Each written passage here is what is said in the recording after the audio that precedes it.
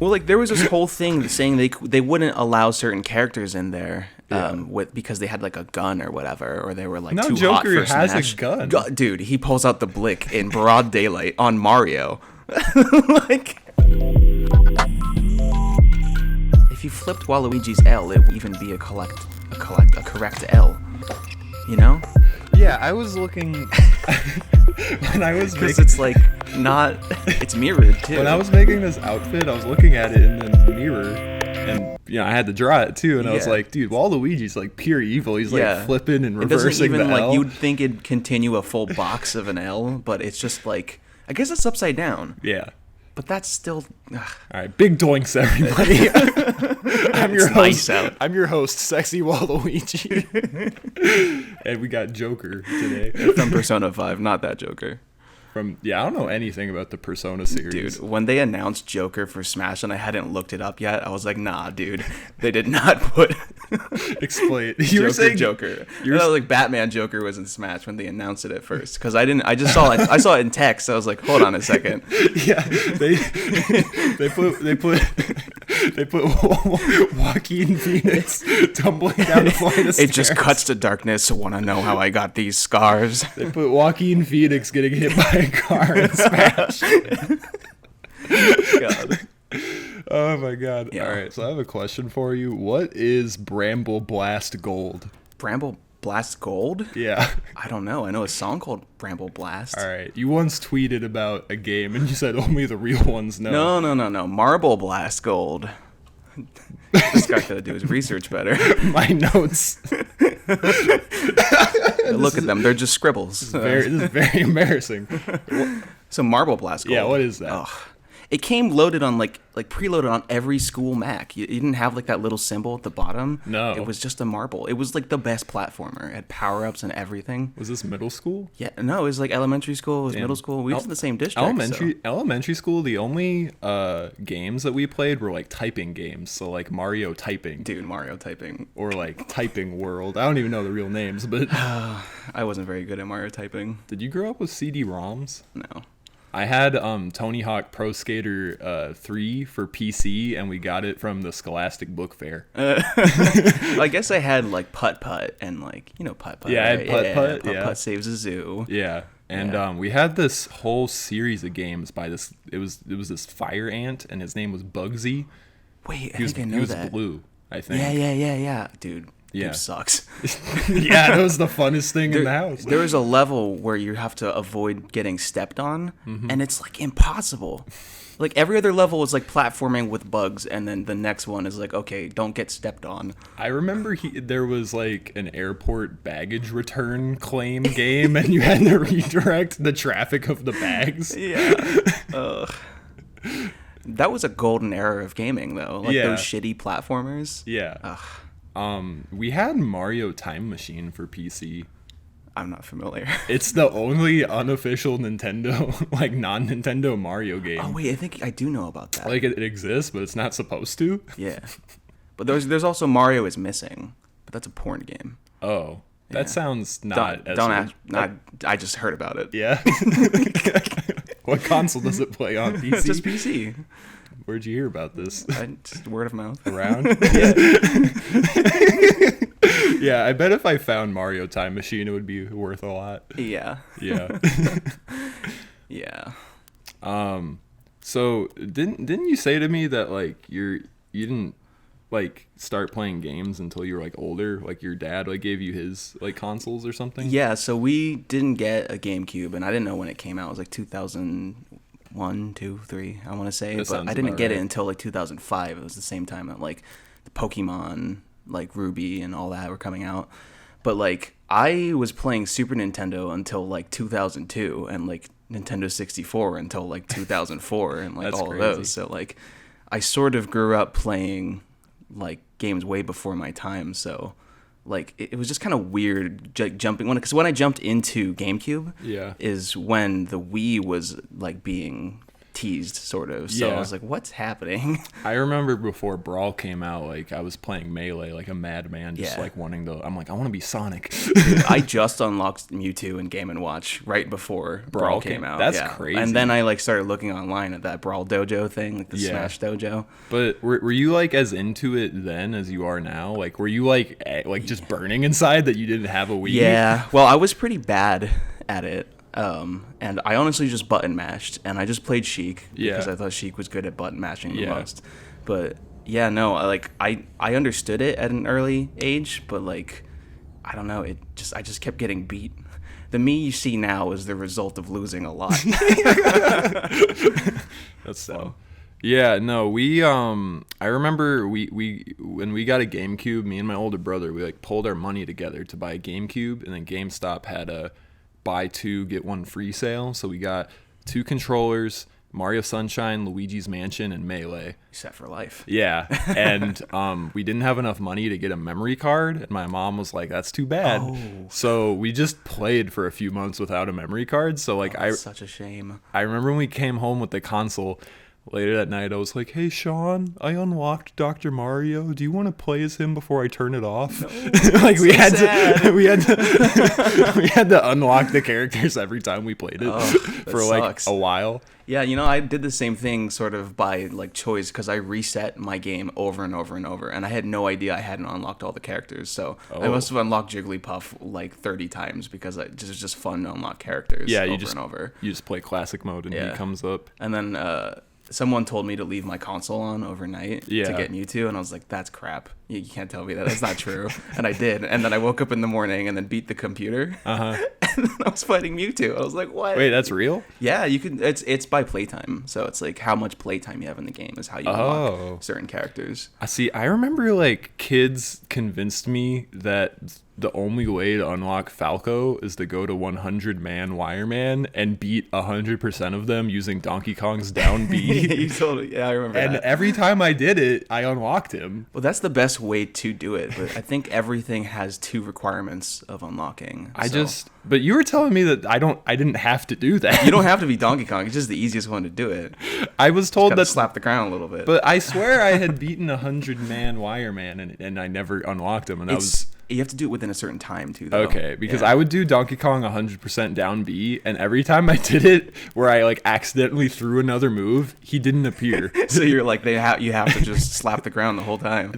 I ran experiments and it was true every time. Yeah. Yeah. No, there's lots of different like ways to unlock the characters. So like I guess if you only had ever played the game as a party game, there was still a way to get all the characters. Yeah. It's kind of lame though. I'm really mad that they got rid of the system with break the targets where it was like, didn't everybody have like a custom one? Yes. And it was like super based on it was super good. Because when you had the Young Link one and you had to like wall bounce out of that like. That's what taught me that wall bouncing was a thing. Yeah, me too. I didn't even know. Because I remember when that starts, you're like, no way. How the fuck do I get out of here? Yeah, there's no human way to get out of this. Yeah, and you couldn't even like, if you didn't know how to do that, if you're playing through adventure mode, because it makes you do it in adventure mode. Yeah. You just have to quit with Young Link. It's like, you can't play the game, son. I remember Luigi's, he like spawns and there's a bunch of GameCubes for him to stand on. Yeah. There was cool shit. Like what? Why'd they get rid of like all the cool stuff? I don't know. Subspace of Mystery was like, I can't say that word, but it was really fun. Oh, dude, I would love to go through that and play like a Let's Play of Subspace. Yeah, we should do that. But like with rules, like someone did it without jumping. Yeah, we could do Nuzlocke. Yeah. Oh God. Yeah. Yeah. So if you die as Diddy Kong, you then have to kill him off every time respawn Diddy Kong. Yeah. No, we should do that. Yeah. Yeah. I can't. I'm still so mad Waluigi isn't in the game. They really dropped the ball there. I don't get it. Why? I think they're holding their cards close to their chest. They made him an assist trophy though. Like it doesn't. They're doing something. They're either gonna like release him very last or save him for the next game. Which personally, I don't think there's gonna be a next game. But if there is, I don't think the like lead developer Sakurai is gonna be on it. But they're saving Waluigi as the one selling point. So do you think they'll just update this game forever? Or like or it'll just end? It'll be done after a while. Like they'll maybe do character patches to like make sure people aren't like broken or overpowered or something. I just picture like 20 years from now, how could they not still be doing this? Like, it just seems like... Well, it must be a nightmare to get, like, the royalties to use all these characters, especially, like, Cloud and stuff. Is it not their biggest game? I mean, technically, it's not their best-selling game. I don't know what it is, but it's, yeah. What is? Like, Fire Emblem or Pokemon? Fire Emblem, surprisingly, no, Pokemon is, like, the highest-grossing... Like, franchise of all time. Yeah, so it's got to be... It's Pokemon, but then I think Mario's above that, just barely, and then probably Smash itself. Huh, that's interesting. Yeah. Yeah, because I look at it as like the reason people own Nintendo consoles like most of the time. So I was just like, how can you stop? Because I remember after he made like Smash 4 or something, he was like, I don't know if there's going to be another one. Like, what could I even do? And then Ultimate. Then they pulled out all the stops. Yeah. Yeah. Ugh. Piranha Plant. Dude, Piranha Plant's so good. The thing with Piranha Plant and Steve is anybody who like hates on them, I'm like, do you just dislike life? Like, this is so fun. Yeah. Okay, I think from Steve onward, we have entered a new parallel universe. Yeah. Like, we left Stein. Yes, we were in Berenstain. Now we're just like, it's like Russian letters. I don't even know where we are now. Dude, when you play Steve, it feels like you're playing a different game. It feels like Minecraft. It's really weird. I've never even played Minecraft. It's good. Yeah, no. Yeah, he's really fun. It was funny to see like all of the backlash of people getting like upset about it. If you look at every trailer, he's the most widely like accepted and liked DLC so far. People hated Banjo for some reason. Like, they didn't want him in it, or they just hated Byleth. People hated Byleth. Okay. Yeah. With Banjo, did people just dislike the execution, or were they mad that they put him in? I'm mad about the execution. Yeah. But, no, I think people didn't know who he was or thought he was irrelevant. What? Right? I thought he was like the most in demand. Us. But that's us. I thought he was the most in demand character on like the internet. I think the most requested was King K. Rool. Okay. For Smash 4 DLC. Yeah. And then they brought him to Ultimate. I always thought people say Banjo, King K. Rool, and Ridley. Yeah. And they came through. Yeah. So and then Waluigi. How are they going to... Because when they added in Wario in the third one, I'm like, yeah, you put in all the Mario Bros. And now there's the fourth one just waiting, and it's... And then like Toad too, right? Dude, that Project M trailer for Toad is so freaking good. It's made so well. Yeah. And then you look at the execution of the character and you're like, that's perfect. Like, he looks so good. Yeah. Yeah. Yeah, they really should have. I don't know. I'm glad we have Piranha Plant. If they were to put in any more like wacky, like non-Nintendo stuff, I would take Spyro. Yeah, Spyro, Crash. I want Master Chief. Yeah, you always say that. I was not a believer. Like, if they said Goku came out, I would be like, yeah, okay, sure. You'd accept Goku? A month, like 2 months ago, I would have been like, no way. But since Steve, I'm like, whatever. We're in another universe. At least he's a video game. Like, yeah. Goku's a fucking Goku's anime. in a video game. I know, and that's where my argument came in. They could put in the gaming icon that is SpongeBob. Yeah, no, I absolutely wasn't for any of that. But recently, I'm like, you know what? Let's just wild out. This is probably the last hurrah for Sakurai, so let them have it. Yeah, if they put in Mermaid Man SpongeBob from Defend the Bikini Bottom, it'd be so That'd be good. Amazing. Yeah. People would riot in the streets. Yeah. Dude, just the idea of Master Chief like shooting Pikachu in the head in a real game. Well, like there was this whole thing saying they wouldn't allow certain characters in there because they had like a gun or whatever, or they were like too Joker hot for has Smash. a gun. Dude, he pulls out the blick in broad daylight on Mario. Like, it's so ridiculous. He like does a twirl. Yeah, like what? Oh, wait, Bayonetta, she shoots people. Yeah, in the face and she's too. way too hot for Smash. Yeah, dude, Nintendo needs to calm down with the modeling sometimes. I know. I remember when they put out Zero Suit Samus, I was like, what are you guys doing? I know. And then they were like, we gave her boots. Yeah, God. That's easily the most. Why do they have to give, like, boots fine, but like high heel boots? Yeah, like they got jetpacks in them. Like, okay. But Yoshi dead ass wearing some Tims. Dude, Yoshi with Tims. It's way stronger than the normal attack. I'm telling you. Yeah, I remember finding out that Yoshi was like the best in the home run contest as a kid because he could do the down A shit. Yeah. That's how you unlock. I didn't even know there were like stages from past games you could unlock. You have to hit the sandbag over 13,000 feet or something, and you get like The I don't know, like an N64? N64 stage. In Melee? Yeah, and I was like, that's impossible. Yeah, I remember online. I remember getting those stages. It was great. Yeah. So why are you good at this game? Who says I'm good at this game? You're good at this game. I don't know. I like the movement and like the math of it. It makes sense with the percentages and like angles of knockback and stuff. Like it wasn't until recently that I got into like looking at the actual like frame data and stuff. And I was telling you about this thing like called the Sakurai angle, which is like every move has a set angle over, you know, in 360. Mm-hmm. But like for some reason he set an angle to be 361, which for some reason doesn't do like a full loop, but it's dependent on what your knockback is. Mm-hmm. So it's like whatever your percentage is, it would either bring them towards you or away from you. And I think it's really interesting that like that coding wasn't figured out until like later on. No, that makes sense to me. I remember when I first started to feel like I was like somewhat good at this game and like Melee, like I would go to like a sleepover and like beat everybody, and like I was always good at Mario.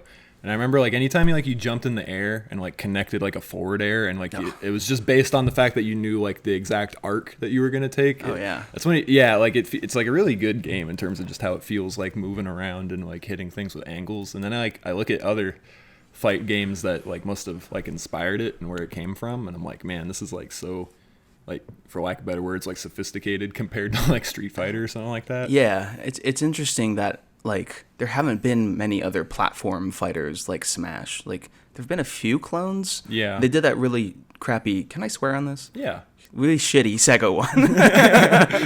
That'd be crazy if I told you couldn't swear. No.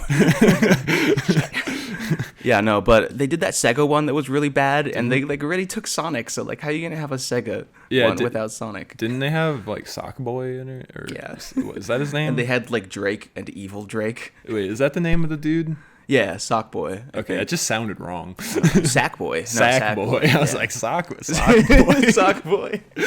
It didn't sound right. That sounds like a horror movie. Wait, so is Sonic not in that one? No. Did they? And Snake's not in it either. Okay, I was about to say, I thought I remembered another one that had Snake in it. You would think that they would have Sonic, Snake, Crash, and Spyro, but they had none of those characters. Yeah. They had Kratos, though.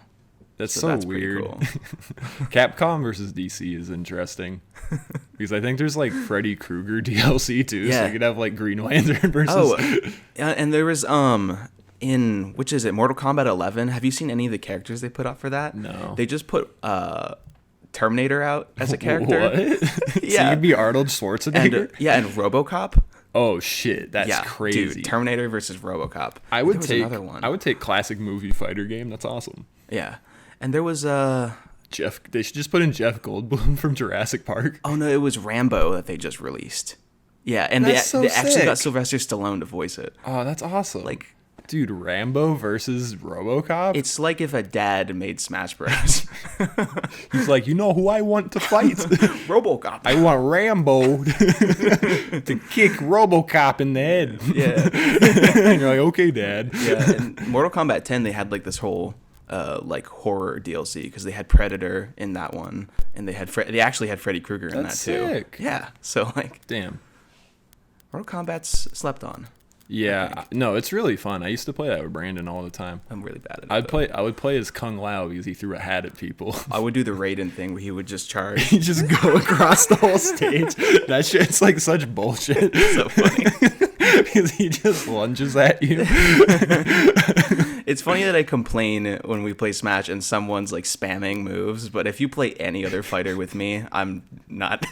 I'm absolutely a hypocrite. Yeah, I just play Kung Lao and I just go hat. Yeah, he's funny. Yeah, no, he's really good. I'm just so infuriated that in like Smash Ultimate they took some of the like highest demanded characters and made them assist trophies with like fully modeled movesets. I know. Like Crystal and Knuckles, like they both do so many moves. I'm like, this is a full character. I know.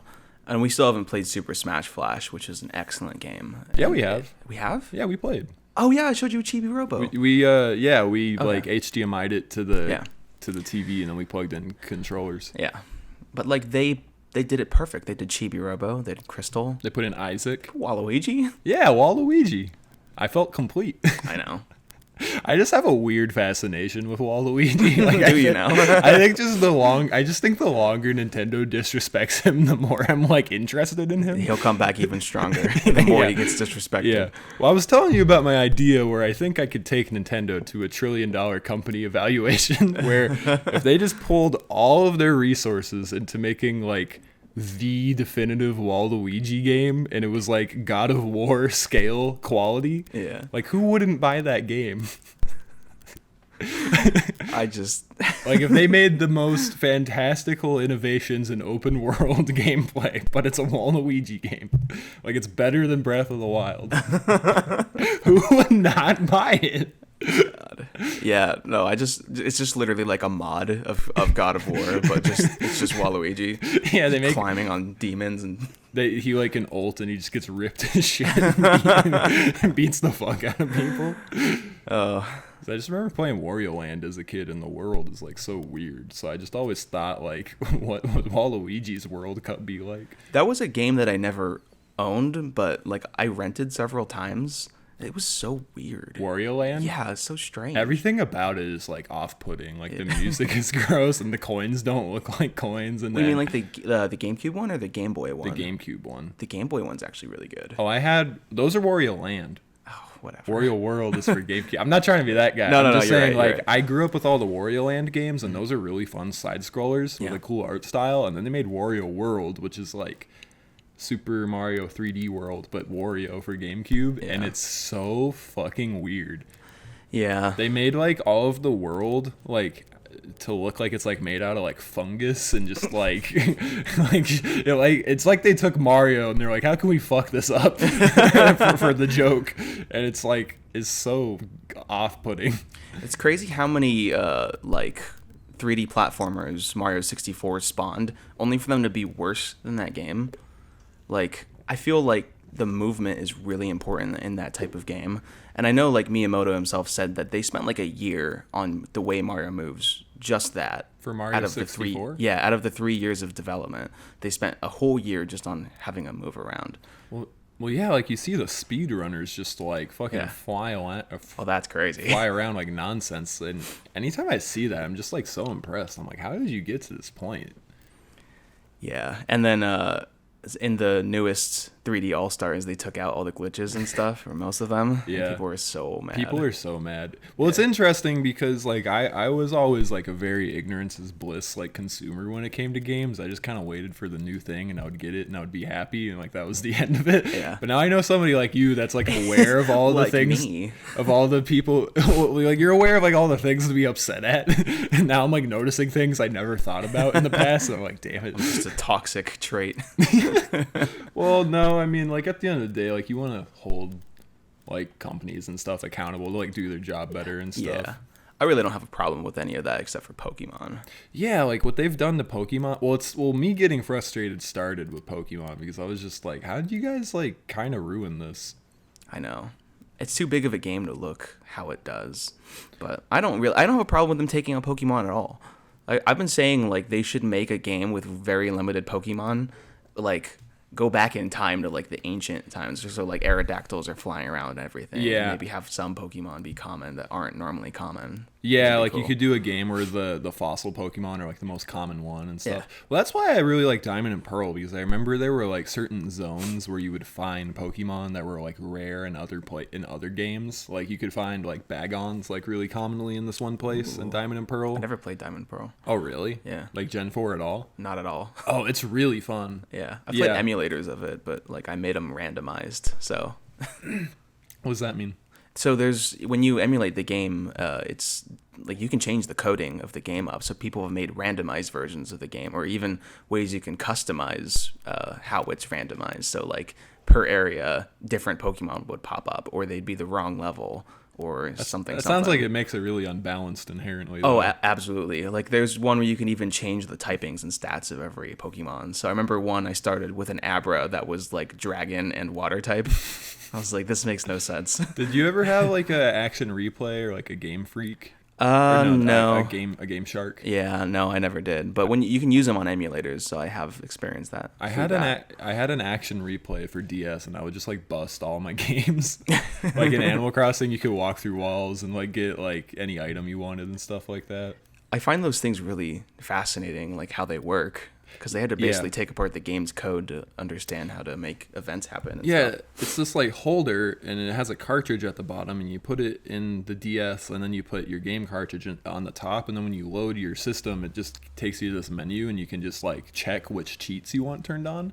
So like in Diamond, you could just do like shinies only, and then there was this thing where you could find any Pokemon you wanted, and what it would do is it would give you 999 Master Balls in your items, and then you delete them, and the number of Master Balls you have then is the Pokédex number of the Pokemon you want to find. Oh, yeah. So you would like make it to where you have 150 Master Balls, and then you would find Mewtwo only, basically. Yeah. It was That's really neat. Yeah, it was a really interesting system. Yeah, like the other day we were talking about the whole missing no glitch in Pokemon Red and Blue, which I think is really interesting, and like taught me about coding in a weird way, because when you could catch Pokemon that were above level 100, you just kept going. I realized that it stops at 255.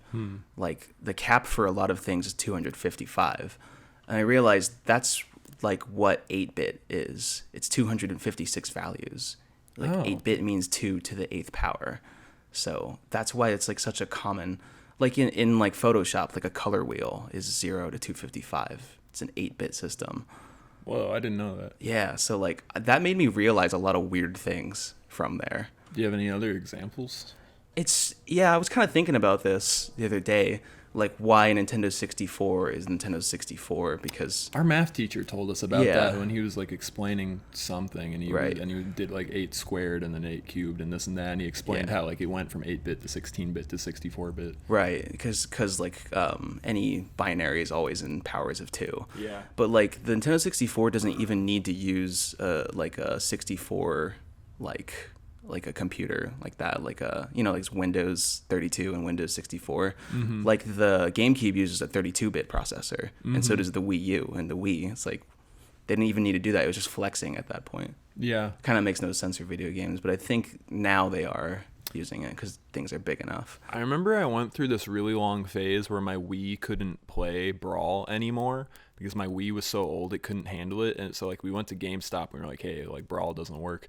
And he was like, this is a double layer disc, and he was like, your system's too old to like handle it anymore. So like I remember we just didn't play Super Smash Bros for like over like a year or something like that, and then eventually we found that we could contact Nintendo and they just replaced it for free.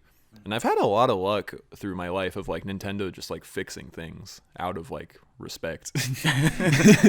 I've never done that. I sent in my Xbox 360 when it had a red ring of death, and then they sent it back broken again, and then I just didn't get another Xbox. Didn't people always say that like the hack to that was to like put it upside down and then like leave it on for like 3 days? No way that worked, but I never heard of it. It worked for so many kids. Oh wow. Yeah, there were tons of kids who were like, if you get the red ring of death, like put your Xbox upside down and like turn it on, and like there was some like weird thing you could do, and like it worked for most people I knew. Yeah, no, I tossed mine after they sent it back broken. I was like, all right, no more Xbox. The only non-Nintendo system I ever had was a PlayStation 1, and the only thing we used it for was Spyro, which is like pretty Nintendo in nature. So like the only time I played like E-rated games was like when I went to my friend's house and they had like Halo 3, which I really liked. Because even that's like kind of cartoony in nature and stuff. But then when everybody started playing things like Call of Duty and Gears of War, I was like, what is this? This is too much. Yeah.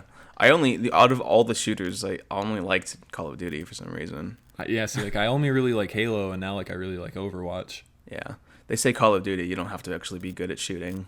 It's about the movement. I found it harder because literally just the fact that I had to like hold down the joystick to run, I was like so uncoordinated, and I was just like, oh god, I can't do this. I had a friend who would play Call of Duty every day, and like he wasn't like a super nerd, like he was a jock, like he went to like university football, but like he ended up being ranked in something like 3rd in the world in Call of Duty, and all he did was like camp, and I was like, dude, you suck. You're the worst type of person. What do you think about esports getting like more popular? I mean, I really, really like it. Just because I'm more into that and that represents me a little bit more. But you see kind of that jockiness, that kind of rudeness come out of people that normally wouldn't. So like now I feel like I've known this like archetype of people who are like E-Jocks, and I hate it.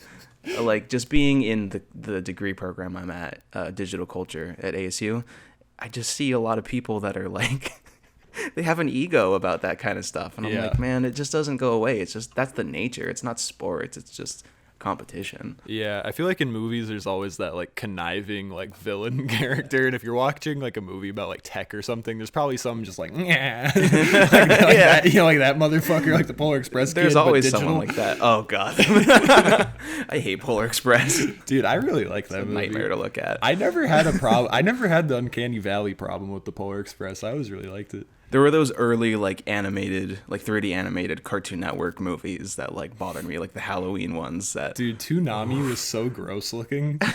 All those like commercials. I thought it was kind of cool. They moved slow enough that like even Jimmy Neutron was like, which is Nickelodeon. My mom had a problem with Jimmy Neutron. She hated how it looked, and I never really questioned it until she pointed it out. But like some of the characters look really whack. I just like everyone's voices, like Carl. Dude, Mrs. Fowl is like disgusting. I forgot about her. I had a teacher who was just like her too. Dude, she would like, they started like making her like squawk like a bird sometimes. No, it literally devolved into her just being a bird. Sometimes I think about how much fun like a lot of the cartoon showrunners probably had like running our shows, where like a few years in they just start like unraveling these characters they've made. Yeah. Did you have any favorite cartoons? Tom and Jerry was an early favorite of mine. Oh yeah, you kind of like classic stuff. You use like Hanna-Barbera sound effects in your videos. They're just so animated. They're fun. Yeah. But I like Powerpuff Girls a lot. I never watched it because I didn't want to get bullied because it was 2002. Yeah, like I had a little like Buttercup doll that I loved so much when I was a kid, but I was so embarrassed that like I would always leave it around when like friends would be over. Dude, people would make fun of me for watching Kim Possible, and I'm like, dude, Kim Possible's awesome. I'm like, this shit's dope. Come on. Yeah. Shigo. Dude, ooh, Shigo. The OG goth girlfriend. Yeah. Yeah, no, I never really watched Powerpuff Girls, but I think there was like part of me that like wanted to. The same guy who made that show made Foster's Home for Imaginary Friends, but the drawing style isn't similar at all, and I always found that really interesting. They also made My Little Pony. Did they? Craig McCracken? Yeah. Oh, that's crazy. And it is a good show. Yes, I was a brony. Damn. But like, same that I started disassociating myself with Smash Bros people is they're just so toxic and lame. Oh yeah, that's what we were talking about. Yeah, no, like we were like joking because like I really like playing on like not contest, competitive like stages, you know, like playing on Temple is so fun. Yeah. And like getting mad at playing on Temple is so silly. It's just gatekeeping is so lame. Yeah. People like, yeah, you can't do that. I'm like, I'll just play a game, man. Yeah. Yeah, I like playing with items too. Like I like now like I don't play with it majority, but like it's like what the game was. You're way better at it than I am too, because I've played it with them off like so long. Yeah, I've played with items so much that like I just have like a muscle memory for like just running for them. Yeah. And I know the bounce trajectory of almost all of them. So like if you throw that's good. A saber or a gun, like I know the angle it bounces off of people. So like I'm really used to re-grab it. Yeah, I'm really used to playing with like projectiles and stuff. That's why I like Toon Link. Yeah. Yeah. This whole thing's gonna be like an analytic of video games. I mean, what else do we have to talk That's about? what I do. That's my thing. It's perfect. Yeah. Do you have like any like favorite like underrated games? Let me think. I really like. I know a lot of people know Banjo-Kazooie, but I think like the scoring in that game is like far above everything else. Like I guess. I never had Banjo-Kazooie as a kid, but I had Diddy Kong Racing as one of the only N64 games I had. Because I grew up with N64 and Game Boy Color, and we kind of got consoles as they came out. Mm-hmm. And like I always, but like we never had Conker or Banjo, so I knew those characters as Diddy Kong Racing people. Yeah. Yeah. No, I don't have any underrated games because I have games that I liked in the past that I was like aware of were bad, but I still played anyways. Like what? Like there was a Finding Nemo game, movie games in the GameCube era, like the Incredibles movie and the Finding Nemo. They're kind of gems, but they kind of suck. Dude, I always say Pixar games are like really good. The Incredibles, Cars, Ratatouille, Wall-E, they're all really good games. Okay, so like when you think about what the Cars game would be, you're like racing, easy. It's like, no, dude, that's an open world explorer. It's like a whole ass thing. Dude, Cars the video game is the Breath of the Wild of car dude, games. It is. Like Forza can't even touch that. People who don't understand right now, they make radiator springs like 8 times bigger than it is in the movie. Crazy. And you can like go through the canyons, and there's zones in that game where I still to this day don't know how you get there, because there'll be like a butte in the background, and at the very top of it you see a thing you're clearly supposed to be able to drive on, but there's nothing in eyesight that would get you up there, and you're like, how do I do it? I'm so glad that you know this game. Yeah, well, you could hit like XX and turn around, and you could drive backwards because Mater taught him how to do that. Oh yeah, dude! Like they bring the world cannon into the game. It's so good. So what I would do is I would drive up to somebody, or I would line up my back wheel with their front wheel, and I would flip it, and then they would spiral. They'd flip with you. Yeah, and you could jump, so you could like jump over. You could be driving on top of another car. Dude, that game had better driving than GTA. Like, absolutely. Yeah, see, I never had GTA, but I had Cars. Doesn't matter. You had Cars. You're fine.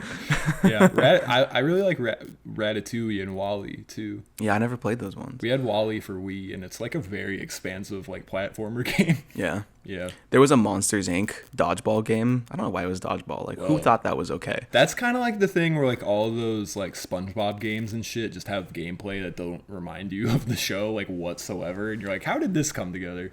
I don't know if it's a fact, but I think there's this weird phenomenon of those types of games, and especially with Nintendo games of that era, where they were like probably a different game when they were making it, and then Nintendo was like, hey, I see you got a character that looks like our character. Let's just put that in the game. Well, that's like, well, the original Donkey Kong game that like invented Mario as a character, that was supposed to be a Popeye game. Really? I didn't know that. Yeah, so Jumpman was supposed to be Popeye. Donkey Kong was supposed to be what's his face? Yeah, and big beard guy. Rosalina, no, now I'm gonna Pauline. Pauline was supposed to be Olive Oil, and they couldn't clear the rights to Popeye, but they were like making the game, so they were like, let's just do a I was gonna say a donkey. A donkey, a Kong, a dong. A gorilla and a guy who looks like Popeye with a mustache. Yeah.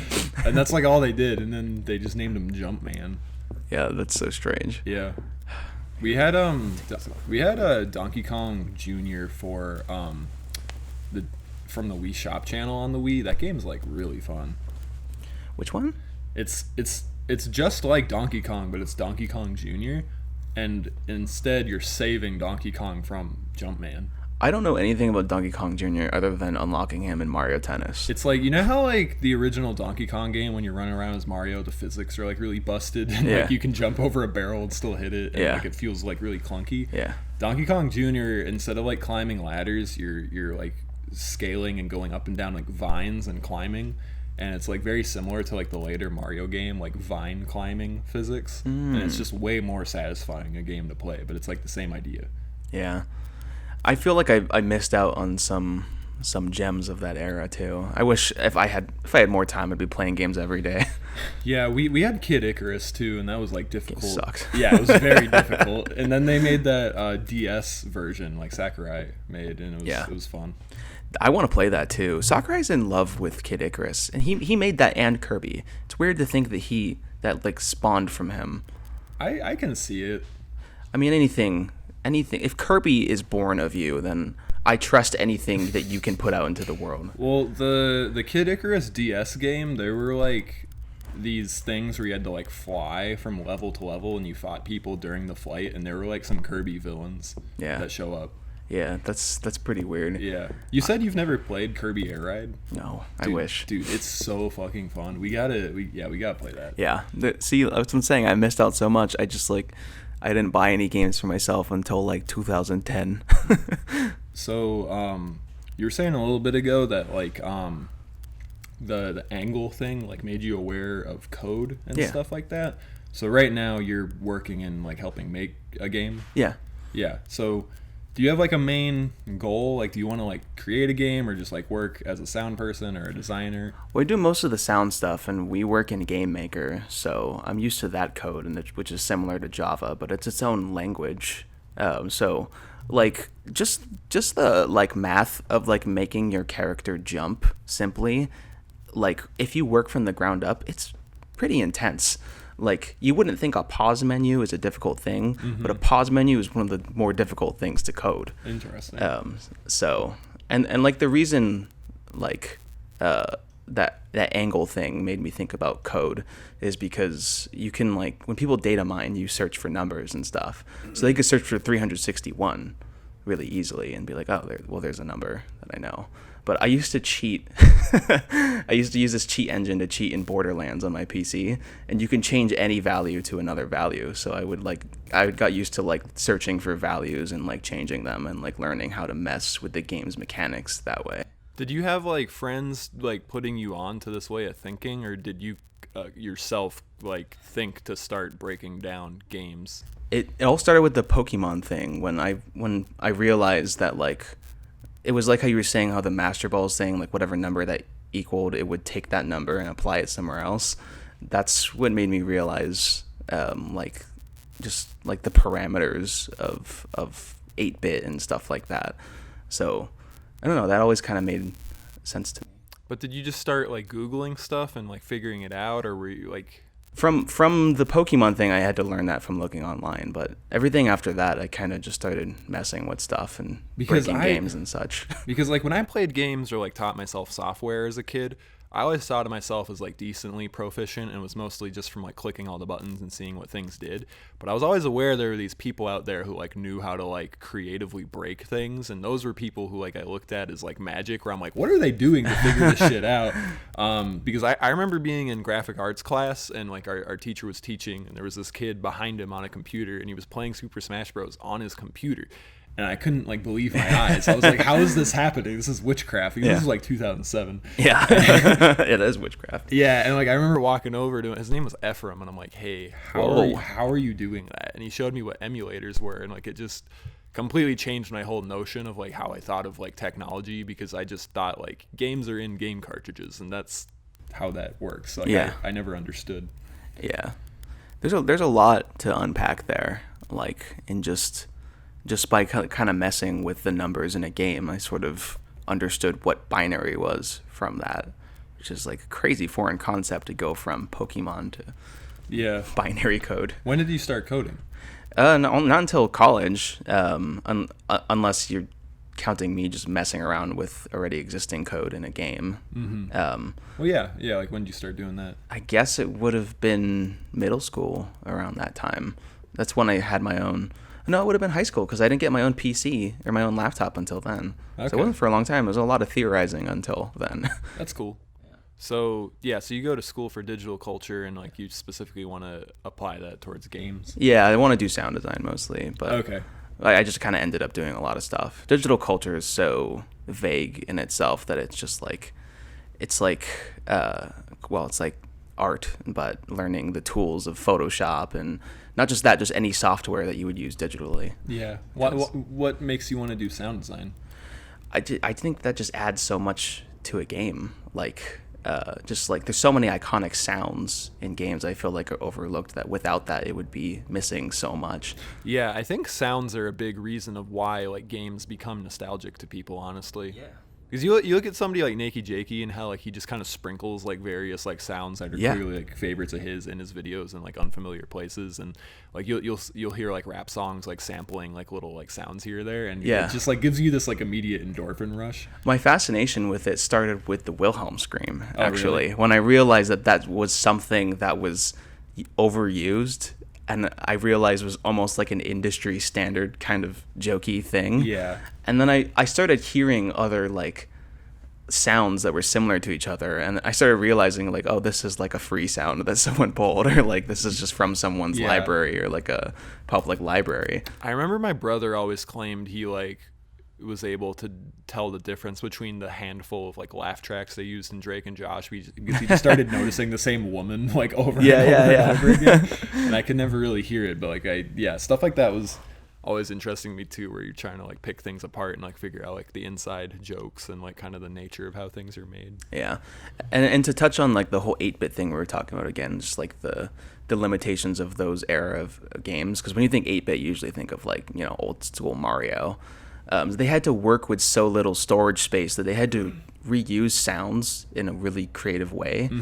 Like Bowser's sound in the original Mario Bros. Is the same as Boo's sound. They just sped it up. Oh, really? Yeah, and there's tons of instances of that kind of stuff where to save storage space because they're so limited. The way Mario 64 sounds is like haunting to me. Like there's something about that game where it's like a horror genre game. Yeah. So then when YouTube like took me down the Mario 64 like creepypasta world, like it's like I'm like, okay, other people had the same feeling. That's the best rabbit hole to go down. Like I feel like when you're in the Hub World lobby, like it's supposed to feel happy, but it's like there's something about like that organ playing in the background.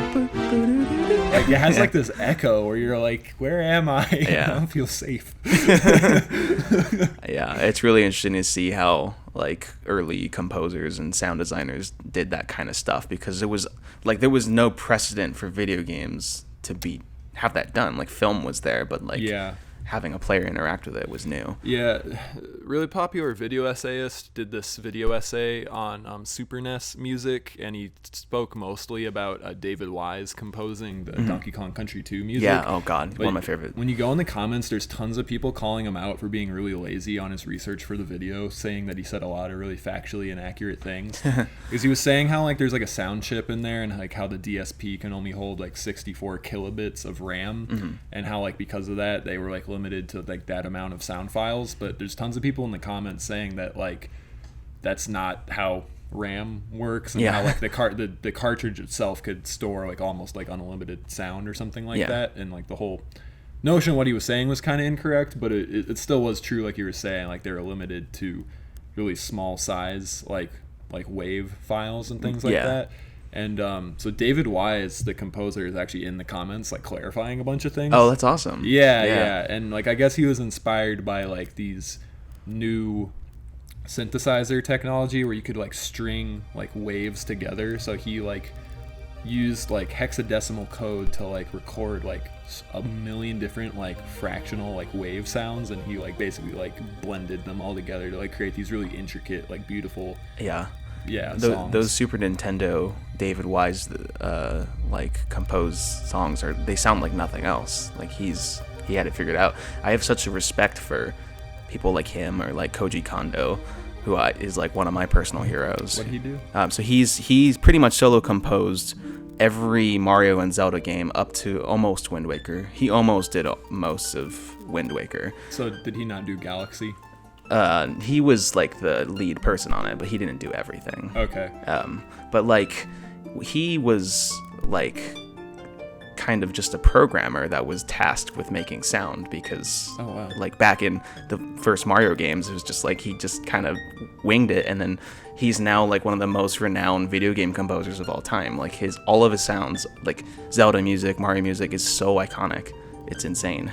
Yeah, no, I think Zelda music is really influential on like music.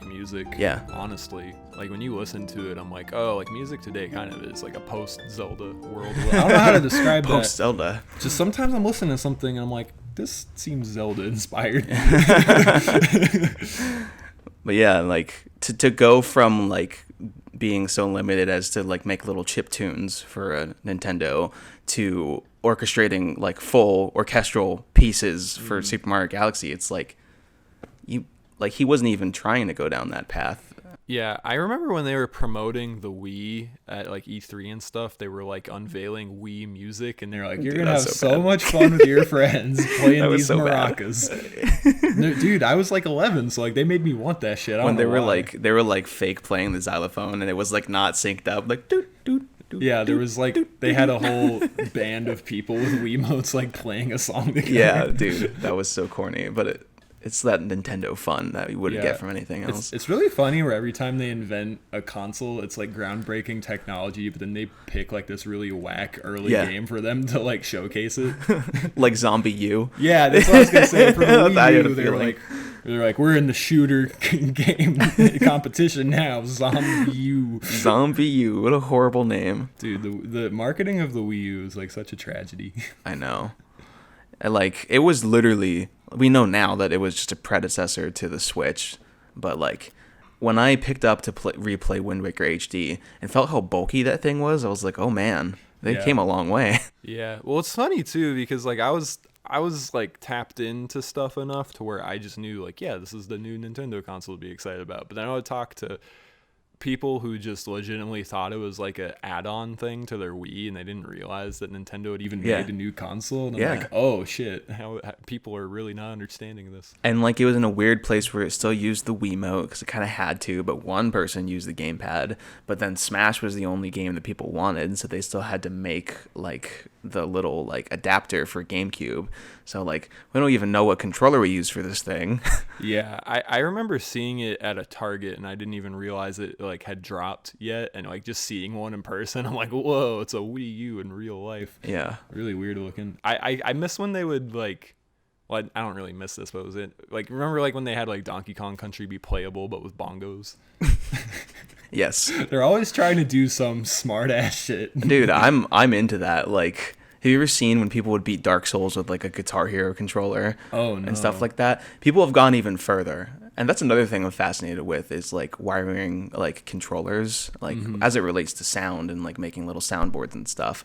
But I've seen people do it, and this is crazy. They would take a banana and wire it in such a way so that pressing on the banana in certain points would be the controller, and they'd beat Dark Souls with a banana. I remember seeing those videos and thinking like, oh, I want to learn how to do that, but like I never had like the patience or the intellect. Yeah, like for one of my things in college, or my community college, I had like a little electronic music class. I just made like a little drum sampler with an Xbox controller, and I thought that was really cool. I remember being at a pep rally once, and this kid I knew like pulled out a laptop. We were up in the bleachers, and he like pulled out a laptop and a PlayStation controller and started playing Melee on his laptop. Wild.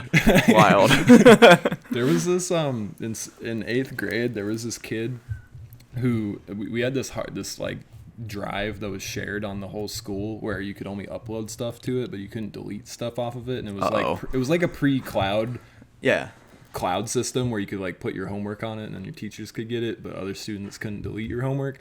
So this kid put his CD-ROM of Halo on the X drive, and like the faculty couldn't do anything about it. So there was this like there was like this like Blood Gulch server with like 200 like 6th graders just like there was like a full-on real war happening. Do you know that image of a bunch of people doing like you know what a LAN party is, right? Yeah. Of course you know. Some people don't know. And I just explain what it is. Well, LAN is just like local network. So like you're playing essentially what would be online, but with a group of friends. So like you had to bring several Xboxes over, but everyone could play multiplayer, like Halo, but on their separate consoles and stuff. But like I remember seeing this one image of a bunch of dudes crammed into one room, and one guy is like duct taped to an air duct, and he's like holding like a controller, like looking at a TV from like above. Oh my god, it's like it's just an image lost to time that is forever ingrained in my memory. Wait, it's real? Yeah, it's real. Like it was like the person is duct taped to an air vent? I'll send it to you on the video. You can timestamp it. I don't understand. Why is this just to fit him in the room? I don't know. I think it's just a joke, but like there was clearly room for him.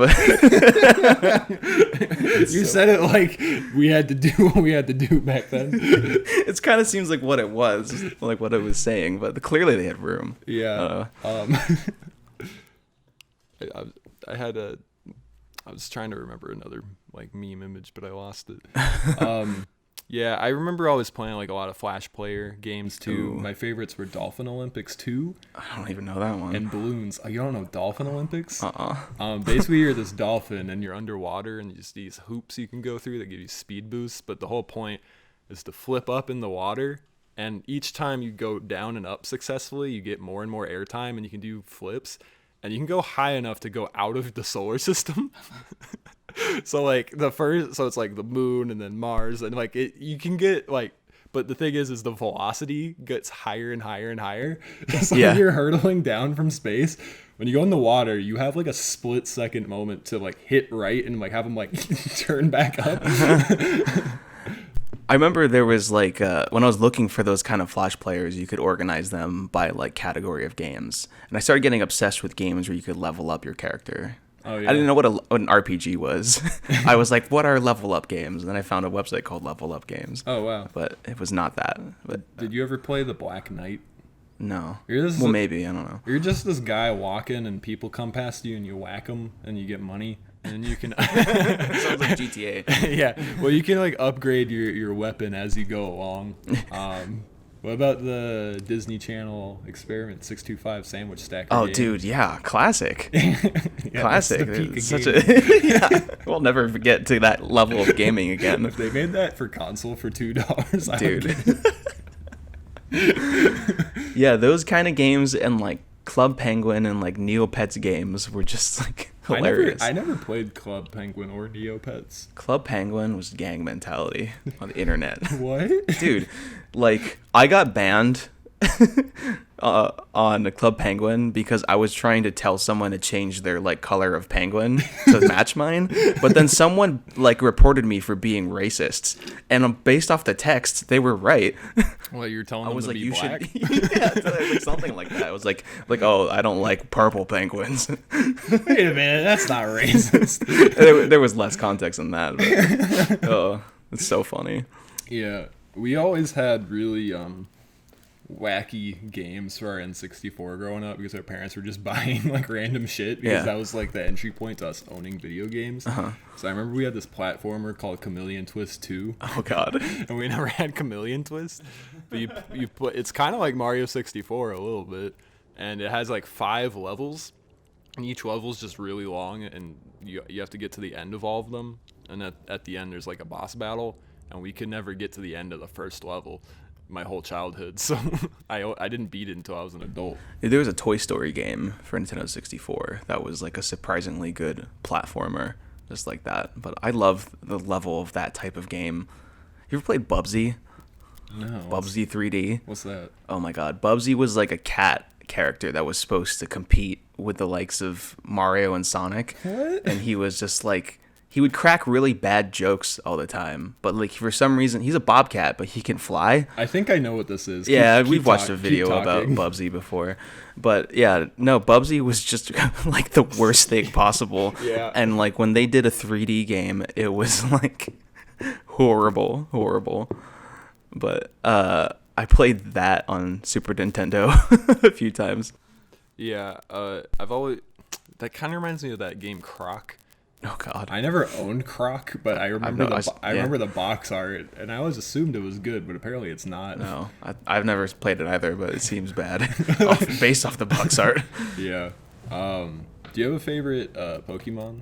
Just a Pokemon? Or the game? Oh, like Ruby and Sapphire and Emerald. Yeah, definitely. I would say Emerald's yeah, the best probably one. just Emerald. I have nostalgia for Ruby because that was my first one. The music is so good in that. Yeah. Yeah. I like the first 2 games a little bit better for music, but it's still really good in Gen 3. I think Gen 3 covers all the bases and is probably the best Pokemon game. Yeah, Gen 3 was the first one I owned myself, so like I have like a really nostalgic association with like Fortree City and Little Root. Yeah. And yeah, so good. Yeah. Yeah, yeah, like the reason I think like they fucked up Pokemon so bad right now is the art style is that such an in-between place where like they're trying to make it 3D, but it's still the same design logic as like the 8-bit ones, where like there's still just these zones of like it'll just be a wall of like 80 mountain or tiny trees, you know, keeping you from going in an area, and it has this like overhead view, but now in the art style the overhead view makes it to where you can see less stuff. Yeah. And it's just really gross looking. There's a lot of things like that, like the translation from 2D to 3D kind of messed up the style of game, like Zelda. I mean, there's tons of videos of this, but like I think Ocarina of Time is like super overrated. Really? Because they kept a lot of the same ideals of like a 2D game into a 3D game where you would like if anyone's watching this that like knows the YouTube Ecoraptor, they'll call me out on like copying what he's saying, but it's true in that like if you walk in a room where there's traps and stuff in a 2D environment, you can see from above that everything, and you can like make a plan to dodge the traps. But then when you walk into a room in 3D and there's the same kind of traps, you just walk around a corner and there's just like a thing there. It just hits you. It's like, wow, that sucks. Yeah. I had no way of knowing. Yeah. It's bad design. Yeah, that sort of stuff's interesting to me. Like with Pokemon, like it's just in this weird in between where I feel like now it's like kind of less nostalgic feeling, because before I feel like with the 2D you kind of got like a love for like the layout of the city, you know, you can see everything clearly, and like you just said, like things are kind of like almost designed in like tunnel systems where like, right. where you're blocked off from places, but now it's like just I don't know how to like word it. It's just like less interesting looking. Yeah. And like I've always said like I want them to like fully commit to making like a Breath of the Wild like scale game for Pokemon, because I feel like it's a world that totally deserves you being able to like run around fully open world and climb mountains and like use your Pokemon to like navigate around. We can agree that Breath of the Wild is the pinnacle of gaming, right? Dude, it's the best. It's like a perfect fucking game. It's the only Zelda I've played. Like that's the thing. We never owned like the mainstream titles as kids, so like we would rent Smash 64 like a million times over, but never bought it for some reason. So like we never had Zelda. Yeah, it's like it's weird because like we were playing Wind Waker in the room the other day, and you weren't really familiar with like the mechanics. I was like, didn't you play Breath of the Wild though? Like, shouldn't you know? And I realized like Zelda's like Breath of the Wild's not really a Zelda game. Like it's just a good game. Like it. The reason it's so successful is that they kind of threw away the stuff that doesn't work anymore. Yeah. And like, it's just like everyone's had their own experience. Not one person has been like, oh yeah, I did this the same exact way as you. Like, everyone's unique. I remember you found like a heart, and I was like, you can find hearts, which I did know, but it's just like you don't really do that in Breath of the Wild, so I didn't think about it. Like you gotta like cook food. Yeah, I think Wind Waker is the best Zelda game, like Zelda game. But Breath of the Wild, if you include Breath of the Wild, then it blows everything away. Yeah, it was so funny to me when they announced that they were making a sequel too, just because the thought was just like, how do they throw this away, like this culmination of work, for them to just like be like, okay, we're done with that, we got to reinvent the wheel again. Like they there's no way they were ready to do that. They were like, we need to make another one. We made something too good. And it was another game where they focused on the movement a lot. I feel like these huge innovations, Mario 64 and Breath of the Wild, came from a focus on like just the simply moving around being fun. Yeah, that's a good way of putting it. Yeah. That's why I like Smash Bros. Yeah, the two most undesirable things about Breath of the Wild is anytime you just gotta like climb a tower for forever. But for some reason, when you tie a mountain, when you gotta climb a mountain, like I did find that part interesting, because I would always think like, do I have enough stamina to get to the top of this, and can I like creatively like pace out like the way I'm walking up it to like get to the top? Yeah, where you would have like maybe like measured your stamina and like done like what, you know, just whatever it takes to get up there. Someone else might have gotten some metal pieces and then made themselves a catapult to launch themselves to the top of the mountain. Or someone might have set fire to the grass to create an updraft and then ride the wind up. Yeah, if you're not doing that, you're failing. Yeah, it's like, so it's just so good, because it's like you're not really like playing a game for like getting to the task. You're just playing like it's a sandbox. Yeah, I remember when they showed the trailer, and the first thing that really caught my eye, or like the let's play or whatever it is, and the guy like cut down a tree and then used it to cross. Yeah, I was like, oh, that's what I want games to be. Yeah,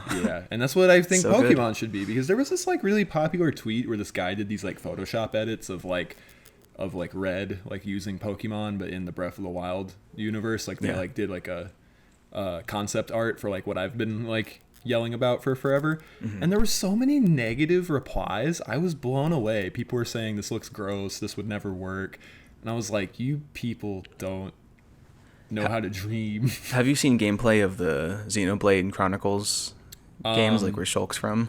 So not really. I've just been told that people really like it, but it's also a lot of running and like nothing's going on. There is a little bit of that, but like it's basically like Pokemon that you're collecting something, except they're anime waifus. But like Xenoblade Chronicles 2 specifically, you're kind of just like collecting these characters and you're running through an open world and it's a good fighting system. It's like I might as well have been collecting Pokemon, and this could have been a whole new fresh take on Pokemon. The way I look at it is like when you're in Zelda and you pull up on like a group of moblins and like they're all like just enjoying themselves, and then when you get within a certain proximity it turns into like a fight. Yeah. That should just be like a group of wild Pokemon, and then when you pull up to them you can use a control to throw out any of your Pokemon that you have in your party, and then just kind of like when you're playing Pokemon Trainer in Smash or you're playing Pokemon, you then just have the ability to run around as that guy and like go attack them the same way that you would attack them as Link.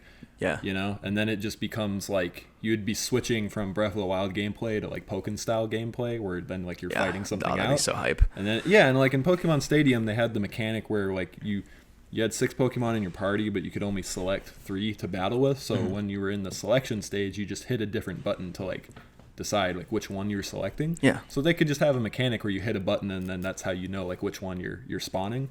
You should really play Genshin Impact. Yeah, that's the because what you're describing is like that. Like the one thing is there's so many different moves. Yeah. Like obviously they would have to like design so much. They would have. Well, they'd probably have to dumb it down and like have it just be like maybe a couple different specials per. They're making like a MOBA game for Pokemon. What's a MOBA? It's like League of Legends and stuff like that. I've like never top played. Down. Like it's. My friend really tried to get me into it, but it's like it's another thing that I consider to be toxic. Therefore, I don't want to like associate with. When I see those, my eyes like freak out. Like I don't even know what I'm looking at. I think the reaction time and like just knowing like your moves cooldowns and stuff and the spacing of it is really fascinating. But I don't know. It's really competitive. Like that level of esports is actually insane, and people win a lot of money. Yeah. You wonder why why Smash Bros isn't like that. You know, like Nintendo doesn't support Smash at all. Yeah. So are you saying that like it's not as big and competitive as a result of the company itself not getting behind that? They're not really backing it. I think the only reason it's really surviving now, like especially Melee, and it's a miracle that Melee's still around, but it's because the community is like all over it and they want to play that. Why do you think Nintendo has that attitude? They don't want the game to be competitive to begin with. I don't think. But why? I don't know. I guess because like even with like Splatoon, they back Splatoon competitive a whole bunch. They do? Yeah. They hold tournaments for that and they sponsor that kind of stuff, which is strange that they wouldn't do it for Smash. But I think it's like one of the most intricate fighting games ever made. I know. Like, and they're like, go casually have fun. Yeah, I honestly couldn't tell you. Like maybe that's a decision from Sakurai himself or like the developing team from Sora. Yeah. I think he is the only person on Sora. I don't know what that is. It's his development thing is like Sora Limited, and I'm pretty sure he said in a recent interview that he is Sora Limited. Like that's just him. That's a crazy and thing. He just works with other people. Wow, that's cool. Yeah, no, like that's where like I started to see more and more people just kind of complain about Nintendo in terms of them just like not giving people what they want necessarily, and yeah, now I see it everywhere. Yeah. And like once they do get what they want, people start crying about it anyways. Yeah. So it's just like yeah, no, it's been interesting to see people like complain so much about Super Mario 3D All Stars. Yeah. Because I'm just like a normal consumer where I'm like, oh cool, they're porting these games I love. I get to play Mario Sunshine handheld, what I've always wanted my whole childhood. But then everybody's like finding these like really little things to be like super upset at. Yeah, I think I exist somewhere between that like typical angry video game nerd and like where you're at, like a casual gamer. Although it might be a bad influence on you because I'm making you see more and more the darkness. Well, people pointed out how like it's like relative to other things like pretty overpriced, and how like that sets a precedent for them remaking games in the future. Yeah, like to touch on Genshin again. I told you like maybe it was like 2 weeks ago. They've already grossed like $100 million in sales for a game that's free on launch. Yeah, that's crazy. It's because it's that gachapon style of gaming where it's just like a lottery. It's like loot boxes and stuff. Yeah, people will pay for that. Yeah, the whole like freemium thing where like it's free, but then you pay for the sauce. Yeah. You got to pay for the sauce. If Dr. Mario was DLC, I would pay. Dude, that's what was bullshit in Smash 4. They made Lucas DLC, but he wasn't in the past, and I was a Lucas mate, so they just made me like have to pay money to like get my favorite character. And that's kind of before people started complaining about like companies putting out unfinished games and then finishing later with paid DLC. Yeah, I kind of feel like that's what happened with Lucas. Like they didn't have time to finish him, so they didn't. That's how it felt, because I was like, why wasn't he just in this when you guys put out this game? I feel like the only true DLC was like Bayonetta and Cloud and Corrin. That's something I really like about Overwatch. Like I bought that game years ago, and every time I come back to it, there's all these new characters and stages that I don't know anything about, and it's all free. Like they just keep updating it. Yeah, Overwatch does it right, I think. I think you would really like that game. It feels like the Super Smash Bros. Of shooting games to me. I just don't think I had like a group of friends that I wanted to play it with, really. Well, I play it. It's very fun. Fine. I'm just really enraged that you can't like play 2-player on the couch with a friend. Yeah, dude. The whole modern gaming phenomenon where like you can't play most games like with your friend. It's a tragedy. Sitting in the same room. It doesn't make any sense to me. Yeah. Because I bought Mario Galaxy 2 in 7th grade, and then like I just didn't buy another video game until senior year of high school when I got like a new DS and I got Pokemon Y. Like for some reason I just kind of stopped buying games for like all of high school. Mm-hmm. So I missed this whole evolution era. And now that like I've come back to like playing games more often, I see like all these things that I'm like, what happened? Like I feel like I've time traveled and now I'm in this bad alternate timeline where everything's like fucked up. Because you and I were trying to play something and you were like, I think I gotta play in the other room on my console. It's so I know, ridiculous. right? God. Like wasn't Sakurai even showing that like in his house he has like 2 TVs? He does. Next he has to each 2 other? TVs. That's so stupid. Yeah. No, like I really miss that. That was like the quality I looked for in most games growing up was, can I play it like with a friend? Yeah, because I have like PlayStation Plus now and it's giving me all this free shit. So it gave me like Call of Duty, and I think like you and I were trying to like play a game or something, and then like I was like searching for like the multiplayer, and you were like, I don't think it's there. I'm like, why would it not be here? It has to be here. And like eventually I gave up. It's so dumb.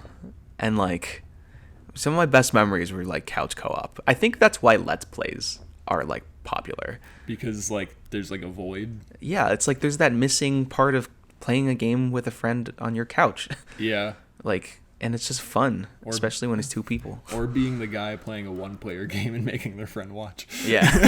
That was me. That was absolutely me. Dude, Chibi Robo is so fun. Well, we gotta play it then. Yeah, you're this little like flashlight outlet motherfucker, and you just clean this family's home, and then there's like this really dark story arc that happens for no reason. Yeah.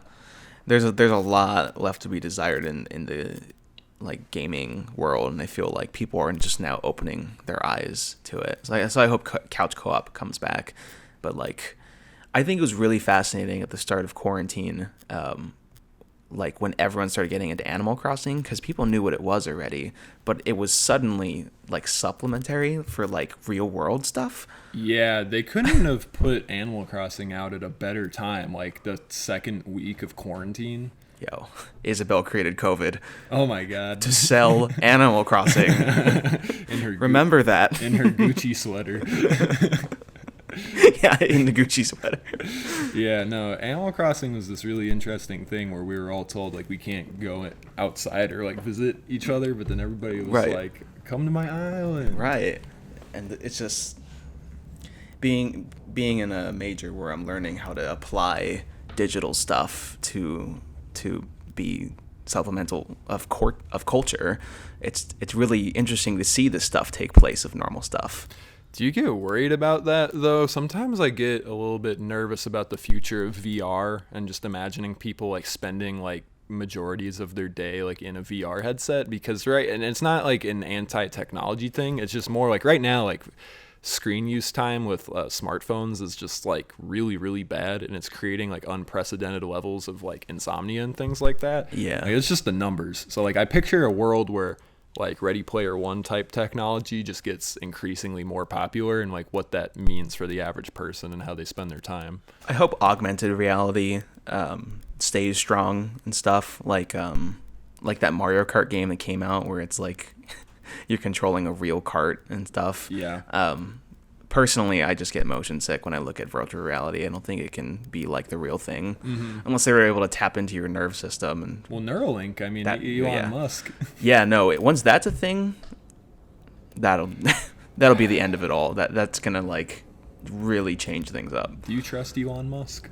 No. I think I decided I'm gonna start asking every guest. Really? Have you? That'll be. He's too supervillain like. See, I still am on the side of trusting him, but like I think he's playing with fire. Yeah. There's like a lot of stuff I like that he does, but the criticisms towards Neuralink and things of that nature, like it's just more and more apparent to me. Like, oh shit, this is bad. Yeah. Like, I know that like his whole thing is like, hey, like AI is going to be a major problem and like we might have to surrender to it. So I'm just going to create a system in which we can merge with it and hope for the best. And I'm like, what? Yeah, that's crazy. That shit where you said to me that that's a real concern of my lifetime when I was a child, I'd be like, oh shit, I really have been born in the future. I know. I just... I don't know. I haven't really thought about that stuff. Like, I was thinking the other day, like, how at the end of 2020 that we're not out of everything, and, like, with the election coming up, how things are getting... It looks like things are going back downhill. So at the start of 2021, we're going to be worse off than at the beginning of 2020. And that's baffling to think about. Yeah, no, I've been thinking about that a lot, too, because I think we've spent a lot of 2020 just thinking, like, oh, I can't wait for it to be over. But that's what we thought in 2019. I know. Oh. Yeah, like when people were making videos, like that one Jakey video where he was like, can't wait till 2020. Oh, we gotta clip that. Yeah, there's this end of 2019. There's this Nakey Jakey video where he's like, and future Jakey in 2020, I hope you're thriving. I hope you're attacking life with a tiger claws intensity, because in 2019 you're not doing so good. I know you're killing it out there. Yeah, really killing it in 2020. The cruel irony. Yeah. So... What I mean is, I'm not thinking too far in the future right now. Yeah, no, thinking about fair. Next month. Well, what was really interesting to me is he announced Neuralink with like pretty high detail. Like, right. I think maybe even like 2 years ago now. Maybe it was too long ago, maybe like a year and a half or so. But the point is like it's been public knowledge that he's been working on this brain chip for a while that will like in theory support like biological augmented reality and stuff like that. And nobody started talking about it like on like Twitter and stuff until like the last handful of months ago. So it's always interesting to me how like these like really, really major advancements in like culture and technology can happen, and like if it's not trending or something, like people don't know about it. Like we're so beholden to like these like single sources of like getting information now, just from like social circles to like what's trending to this and that like the whole information flow can be really, really limited and manipulated ways these days. Yeah. So it was interesting to me that like I could bring up something like Neuralink and people are like, what is that? And I'm like, oh no, people don't know that the brain chip is being worked on. Yeah. But now people seem to know. I only have like know vaguely of it too, so it's like scary. But I know the concept. He basically explained that he thinks like the thing that's holding back humanity the most is like bandwidth issues. So like in other words, like the reason he's making the underground tunnels is he thinks like, okay, if I can fractionalize like the burden of traffic, then like society in theory progresses like twice as fast. Very simple like logic there. So like when it comes to how we interface with like phones and stuff, he's like, why should I have to use my 5 fingers when I should just be able to think and then have my phone do it?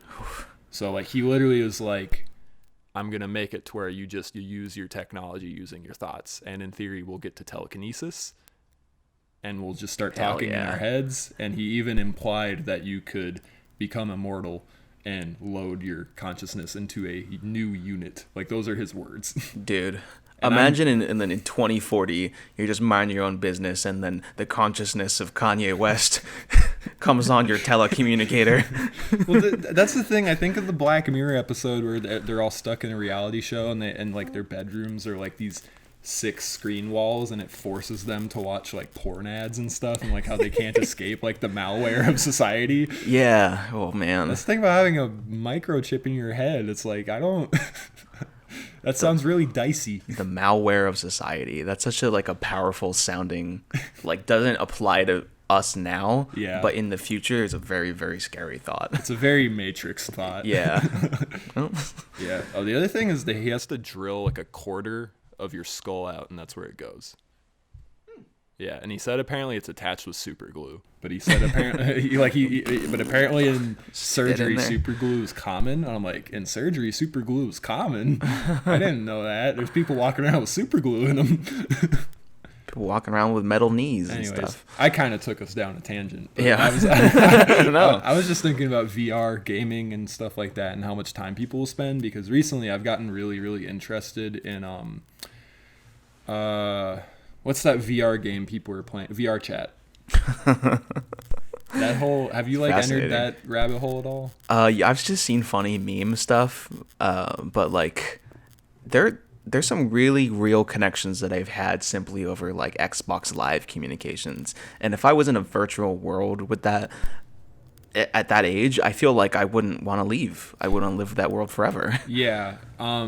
I don't know if you're familiar with this or if I've shown it to you, but there's like these YouTubers who go into VR chat and they like conduct interviews with people. Oh, yeah. So they're not like long form like podcasts, but they'll find people to like talk to, and they'll make these like 20-minute videos. And like what's really interesting is like all the channels I find doing this, and I imagine at this point they're influencing each other, so I don't know why it naturally went this way, but they're all asking people really, really personal stories and questions, and people tell these like really like heart-wrenching and beautiful like life stories, but as they're like an avatar of like Tony the Tiger. And really funny. And I think it's because like it's so anonymous, and like they're in this stripped down world where like they're playing as an avatar and they're talking with somebody from like a different country or something. It's really beautiful and sad and interesting, like, and like kind of like human conditioning all at the same time. And it's really fascinating to me that like right now, like there's like X thousand people like doing that right now, interfacing with each other like while we talk every day. Dude, it's like we're not far from Sword Art Online. You familiar with that? I've watched a little bit of Sword Art Online, and every time I bring it up, whoever I'm talking to is like, you don't need to finish it. Yeah, no, you don't. Why? Does it just get really bad? It just gets really bad. It's like once they get past the concept of like society is stuck in a game, if you die in the game, you die in real life. It's not much deeper than that. It just gets boring. Well, I mean, like they just kind of skip that, and like the drama is like of the characters and not really what's happening. And then they like continue the seasons, but you no longer die in the game. So it's like, well, they're just playing a game now. Okay, I see. What are the consequences? Yeah, I have not seen too much anime, but I really enjoy My Hero Academia, and it's been fun rewatching that. It's really good. Yeah, and it's just I don't know. It focuses so much better on character development than any other superhero type media does. Yeah, I was saying to you, I want to do like a video essay comparing it to the MCU and how like My Hero Academia has like figured out how to make like fight scenes really, really interesting, because like for one thing, all the powers are so incredibly unique that it's like kind of like all about matchups, like kind of like in a video game. While when you're watching like a live action superhero movie, usually it's just brute force versus brute force, and then the filmmakers just decide this one went stronger. But in the anime, like things are so like you have a girl who can create objects versus a guy who can, I don't know, like change matter or something like that, and then it all becomes about psychology and like reading the room. It's really interesting, and I really like the like social commentary that kind of exists in the show, in that when there's like characters that they have like a power that just kind of seems like they're genetically dispositioned to doing something evil. Yeah. Like their power is, if you answer my question, you freeze in place. Like, how are you going to be a good guy with that power? Yeah, but then you have that guy really want to be a hero, and he's dealing with like, that's what's I think so brilliant about it taking place in school, because it takes in the whole like adolescent nature of people judging each other. It really shows how like a society where people with like really imbalanced like power levels inherently is like really, really interesting in a way that like I've never really seen done in like live action like superhero content. Yeah. That's why I think like Spider-Man's like the best like superhero of that kind, because like his whole world is so interesting compared to other shit. Like I don't know that much about comics, but the fact that Spider-Man has his whole own universe with like so many villains, like it's like, because you have the Marvel universe and then you can zoom into Spider-Man and there's so much going on there alone. Yeah. I know that can be said about other heroes, but like he's like really relatable and he's like a kid and there's so much to be said there. And then like a lot of other stuff just seems kind of boring. Yeah, dull in comparison. He's like, we all hate Superman, but then in My Hero Academia, All Might is basically Superman and we love the shit out of him. Yeah. Like he's such a good character. Yeah, they did it really well, and they gave him depth instead of being a strong man from another planet that somehow can fly. Yeah, dude, I love the well, that's what's really cool about them making like the powers like biologically explainable, because like we know like with him, for instance, he's basically just really strong, but he's just progressively getting stronger and stronger. So the fact that you're seeing him like fly around and like change the weather with a punch, it just implies like, yo, he's that strong. He's just repelling gravity with brute force. Yeah, what happens in a society when everyone's super? It's like what syndrome. I think when everyone's super, no one is. Dude, I kind of unironically think about that a lot, honestly, because the whole premise of Syndrome in The Incredibles was that he was going to give everybody like high-powered technology to make them like more than man, and because of that, it's going to like dull out society. Mm-hmm. And that, like sometimes I feel like that's what's going on, because we're all being given like this equalized level of like smartphones and internet access and this and that, and like the way it like now is like trapping all of our attention and our time and things like that. It's really interesting to me. Yeah, when everyone has a podcast, no one will. Exactly. But no, like I really think like that is like the greatest like inspiration for doing things though, because it really is easy to think like everybody's doing something, so like why bother? But the people who wind up accomplishing things are usually people that just decide to like take on like a skill or a hobby because they felt like it. Like, yeah, like I will learn how to play guitar or learn how to use Photoshop, or I'll make a podcast even though there's like 100 other ones, you know? Yeah. Like, why did you start editing videos? Oh man, I wanted to get ahead in my class because I didn't do any video editing until I started at ASU, which was just like a year and a half ago. And I just wanted to get ahead of class, and I thought, you know, people are making little funny montages of their combos in Smash Bros, so why don't I have a try at that? So I did a couple of those, and then I don't know, it just turned out to be really fun, and I felt like there was a little bit of a lack in creativity in some of the people's videos that do that. So I was like, you know what, I'm a little more musically inclined than some people seem to be in this, so why don't I put a little more emphasis on that? Yeah, no, I was saying to you, you're really good at it. Like, you're a naturally good video editor. Thank you. Yeah, like when you watch your videos, like they're really funny and they have like a good rhythm to them, and it seems, because there's some film students who I know who like have degrees and like they're not as good at editor as you, and I think that just kind of goes to show is like it's always like one part trying and another part like having like some like natural intuition for skill. I find like working with something really limited is more it's easier to understand. Like I think film is really interesting, but the vast number of possibilities of where my camera could be, where the lighting is, everything is too much. Where if I'm working with a already established gaming mechanic or system, I can be really creative with what I have in front of me. So yeah, no, I resonate with that a lot. I've always been really inspired by like minimalists who are able to do a lot with a little. Like I was always like mindset wise, I've been really inspired by Jack White, because like he would talk about how like with the white stripes, he would try to create as many limitations as possible. Like he would use like these like $20 plastic guitars, and he would measure out like the perfect distance of the keyboard to the microphone, and then he would make it a few feet further away than that to force himself to struggle. And the synthesizer he plays on Icky Thump, if he hits 2 keys at once, it cancels out the sound. So he has to hit every note like perfectly because it's like the first synthesizer that was ever made. Yeah. And he's also like playing guitar like while doing it. So he's like intermittently like, Yeah. you know, like that sort of like mentality of like, because I remember he always just explained like it makes things more interesting, you know? Yeah. So yeah, like I love the idea of that. Yeah, I mean, just look at how creative Fell in Love with the Girls music video is the Legos. Yeah. Yeah, that shit's nuts. That one's crazy, and it's just Legos.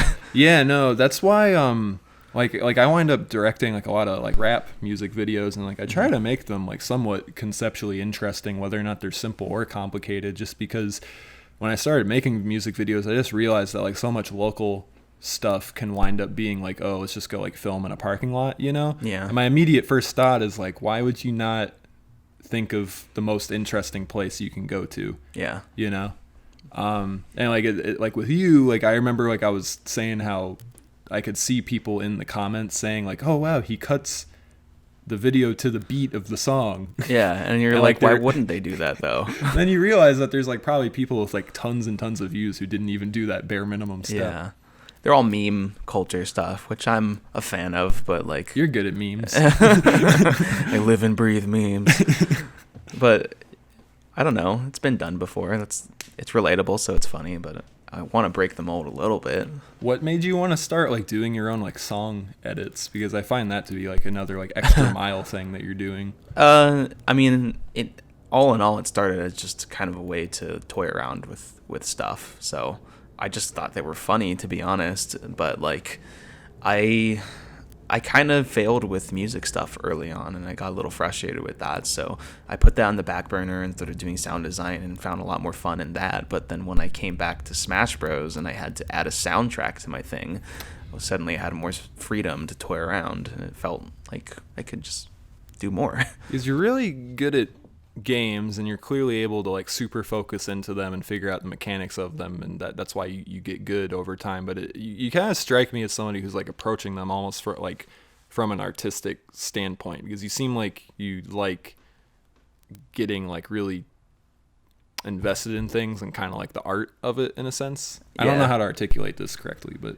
Yeah, no, I mean, like I'm a big fan of like movement and stuff, so I like really analyze the way like per frame how like animations happen and stuff, especially games that are like fighting or action based, because like there's a character model of someone, but it's not always the same as what their like interactable body is, or what they call a hurt box. Mm-hmm. So it's like interesting to see with like, I don't know, for instance, like Dr. Mario or Mario's up smash where he swings his head. His head's intangible that whole time, but you don't know that. They don't tell you that. yeah. So yeah, it's just stuff like that I find really fun to kind of dive into, and just like any game. Any game. Yeah, and you used to do like occasional competitions, but you don't really have like much of a interest in that now. Yeah. I don't know. It's just like I said, the community was a little toxic and not very accepting. Yeah. I just found it to be like, I used to play sports a lot too. But like, yeah, I played hockey up to the start of high school. I played football. I was in freshman. It's funny story actually. Freshman football, I was supposed to start off with like the training camp stuff and whatever, but I broke my finger and then decided to do theater instead. Nice. And thus you see the mark before you now. But yeah, no, the same thing with just normal sports. I just found that there were like cliches and groups of people that weren't friendly, and people that like kind of took the fun out of the sport. So I kind of gravitated towards esports, but then just found the same kind of people.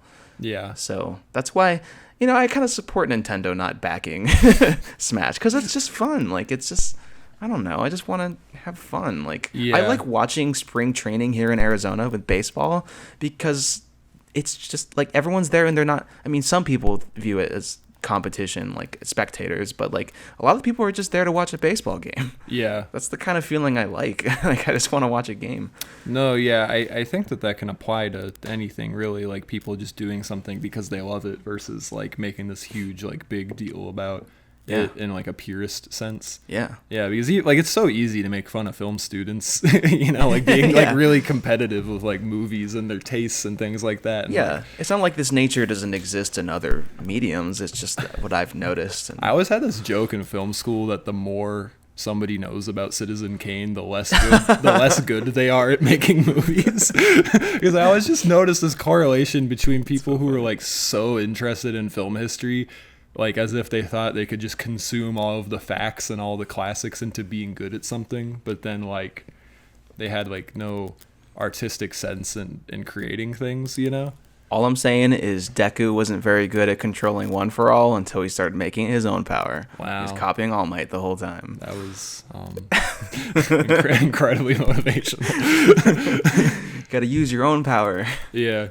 And you're saying the other day you like miss being in a band? You were in a band? Yeah, I was in a band because of a ASU thing, but it was kind of just like a gathering of musicians and then making them create a band and create a set of songs within however long a semester is. Mm-hmm. And we tried to keep it going after that. But yeah, no, being in a band was really fun because it was my first time being the leader of anything. Okay. I play guitar mostly, but then I ended up being the lead singer and the bassist. So like being a front man too was like really nerve-wracking, but it was kind of fun to dive into that. I was gonna ask if there was like a issue with like being like confident enough to do that sort of thing, because you did theater and you did sports, so clearly like you had to. Yeah. I have told you, this is a little bit of a tangent, but it's going somewhere. I have told you I used to be somewhat of a pathological liar, right?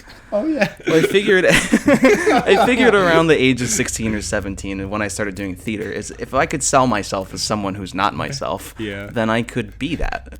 Yeah, and also like you weren't like ruining people's lives. No. Yeah, let's clarify. I lied to some people that I was colorblind, and other small things. Just because you got like a weird thrill. I wanted to see if I could get away with it, but I wanted to mostly know if someone would believe that I'm something I'm not. Oh my god. That's what a job application is. Don't act like everyone hasn't done that. That's the thing about applying for jobs. I'm like, just come on, man. You can game the system. But yeah, it's part like mentality. So if I could convince myself that I was that, then I could do it.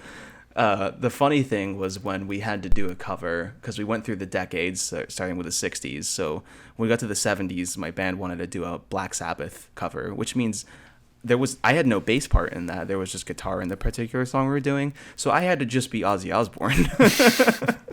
Like, what am I going to do? Bite the head off of a bat and then go up there? But like, I just decided like, I'm not going to do this well as me. So I might as well take on a persona for this one time. So for that class, I went in like kind of ready to be weird and like move around with the mic and stuff. And I don't think it was good, but it was different. I think I was always extremely shy. I didn't want to like participate in it. Like I would get so stressed out if I had to read out loud in class. And like there were so many times where I wanted to ask a question to the teacher, but like I didn't want to do it. Like I was very afraid of most things.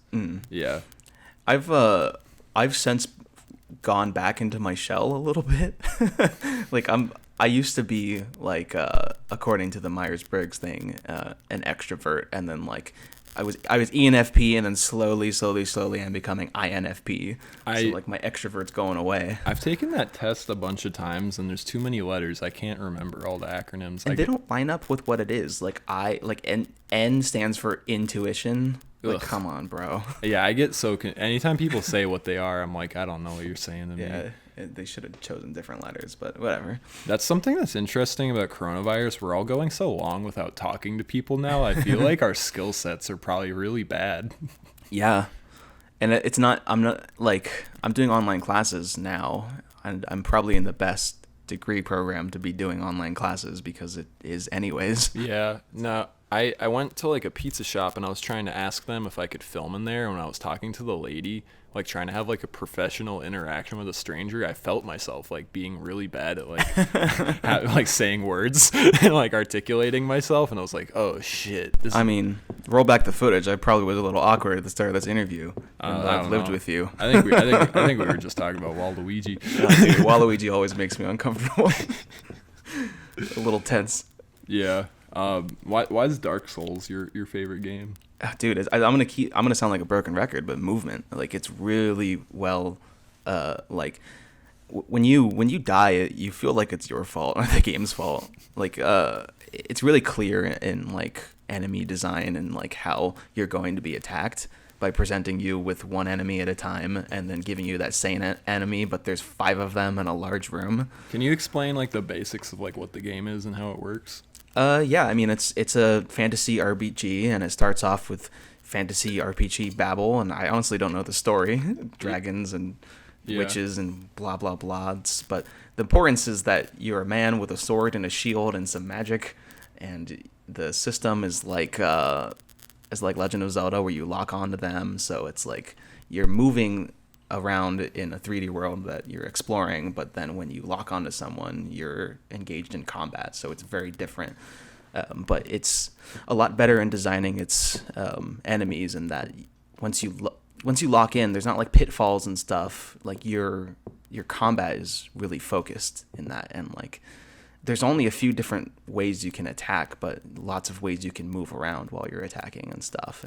And like when you die, like you go back and find your body and you can reclaim the items and stuff. That aside, like that system of like reclaiming your stuff is its own very cool thing. But I just like the way the combat controls in general, because it's very clear and showing you how to move around. The thing that threw me off about it so much is I find the art style like really ugly. Oh, it's ugly. and it made me not want to play it. But then like when I was watching you play, I kind of realized like, oh, you can kind of embrace the meme of the fact that the game is so silly looking. It's like it's grown into its own thing, sort of. And also it's like really heavy. Yeah. Like swinging like swords and shit, I found to be like really slow and like weird, but I also see how like that's kind of hilarious too. Well, you can feel the impact of when you hit people, which is really nice. Like that's really important in fighting games, I think, is you can feel the impact of it, not through like literal like hearing the sound, but like it translates in motion. Mm-hmm. So like I don't know, stuff like I can't think of a good example, but a game that doesn't do that right is really jarring. Like it doesn't. Suddenly you're just not immersed anymore. Well, it's like when you're playing an underwater level in anything, and like all the rules of physics, you're just like, oh god, what is this? Don't even get me started on Mario jumping directly out of water. Can you imagine the core strength it takes to jump out of water?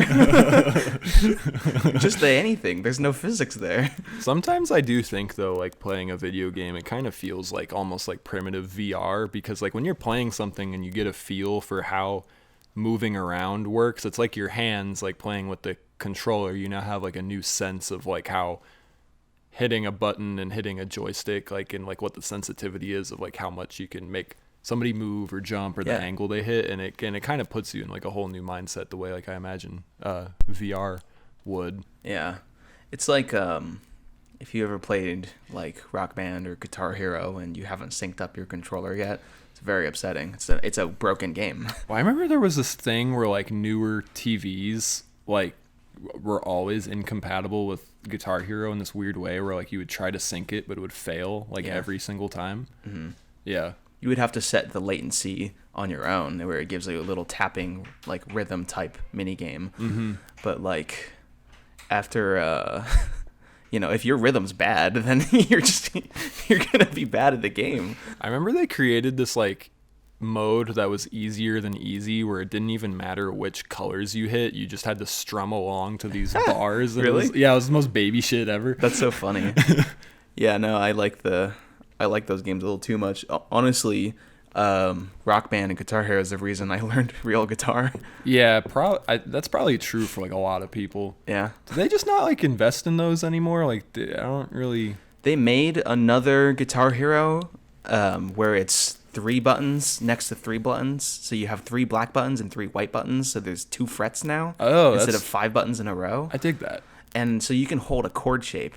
Yeah, no, that sounds really cool. It didn't sell well, though. Yeah, well, I mean, it sounds inherently more difficult. Yeah, well, I like Rocksmith, which is just a guitar.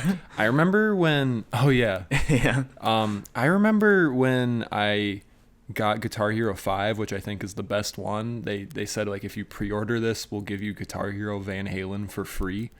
Like, GameStop just had this deal where they were just giving you 2 Guitar Heroes for the price of one for no reason. Yeah. Rest in peace, Eddie. Oh yeah, that just happened. Sucks. I think Jack White is one of the better living guitarists out there now. Yeah. Other than that, being like as a technician for guitar as well, he's his own thing. Yeah, my favorite guitarists growing up were always Jack White and John Frusciante. Yeah. Eddie Van Halen and this bassist. I don't know if bassist is a whole other category, but this bassist named Jaco Pastorius, epic name. What's he in? He's in a band called Weather Report, like a jazz rock fusion band. Okay. Old band, but he plays the fretless bass like crazy. It like fretless stuff is incredible to me. I was always really interested in the instruments that Muse would play, where they would always do really weird, like edited. That's not the right word, but you know what I'm saying. I remember he had this guitar where it had like a pad on it, and he would like scratch it, and it would make this like really crazy sound. I don't know. And what like it is. they would have like headless basses and stuff like that. Like stuff like that's always really interesting to me. Yeah. You ever seen a hurdy-gurdy? No, what's that? It's like I might mess this up, but it's at least another weird instrument, but it's like a guitar set down or a stringed instrument set down with a bow, like a violin, but it's controlled by a cranking wheel. Oh. So it's a constant sound, and then you control it. I think it's keys. That's crazy. I think it's keys and a. And this is a guitar? It's a stringed instrument, so it's not a plucked instrument. Okay. It's like it's same as a bow, but you're rotating it, so it's like a violin, as if you were constantly going. Yeah. There's no stop. I always thought of the keytar as a joke, and then I saw this group do like a bitchin' solo on the keytar, and I was like, oh. I've heard someone say bitchin' since 2009. There was no better adjective for what this guy right. pulled off. It was like a really good keytar solo, and I'm like, okay, this instrument has legitimacy. Jack White created this guitar, I think, for the Rock On Chures, where it's like a hollow body. And it has a microphone built in the bottom of it that he can pull out, and it has like a talk box effect or something, or like maybe just some sort of like vocal distortion effect. But the point is he had a guitar that had like a vocal microphone that he was able to like rip out and like play on it. Stuff like that's like really fascinating to me. Yeah, if I had more money, I would be collecting guitar pedals and stuff like that. There's people that have those really intricate pedal boards. Yeah. Like when I go to a concert, I like to sit up front. At first, just to have that experience of being up front, but now I love to see their setups and stuff. Yeah. Because I did a little bit of like setup for that, like I forgot what it's called. Live sound reinforcement was the class name, but just like setting up people's stuff and miking drums and stuff like that, and miking the bass amp, and like just understanding what kind of microphone should go where and stuff like that. But just learning, like having to work with many musicians, people have a lot of crazy setups. It's like everyone has different volumes too. Yeah, it's a stressful job. I can't remember who it was, but I remember seeing like some group like on like Conan O'Brien or something, and like the amount of pedals they had in front of them. It might have been like Sleigh Bells or somebody crazy, but like it's just really nonsense looking sometimes. Yeah, I feel like my feet aren't coordinated enough to use a pedal board. My hands are fine. Oh, I even just think about drummers and like what's going on there with like their feet and their arms, like just all this shit. Like it's nuts to me. Forever, I was like, I didn't want to play Rock Band drums because I had to use the pedal. I was like, I can't press that with your foot. Yeah, I eventually got up to like do like expert mode with drums on that. But there's this guy that taught his golden retriever to like hit a drum pedal like on beat. Oh yeah, I've seen when that. He plays guitar. That's so cool. Yeah, I love that. I always thought of like John Frusciante as like guitar pedal god, like because he would just make such like so like crazy sounds just by like going nuts on those like while he was like shredding. Yeah. I have this weird like little impasse I've had in myself, because I started off as like kind of a guitar like purist, like kind of hating like digital sounds and stuff because someone could make something really intricate sounding, however it's not naturally produced. Yeah. But now I do mostly digital music, and like I'll make little chip tunes and stuff, but nothing too much. But like what's real music and what's not? Like can I make it with a computer? And it's like, yeah, at the end of the day, you're just using an instrument. Like I remember going through that too, where I liked rock bands so much in middle school that I was like very hipster and anti like pop music, and at the time like rap was starting to be pop, so like all I had heard was like rap that I didn't like necessarily like identify with as much, so like I just assumed it was like not good.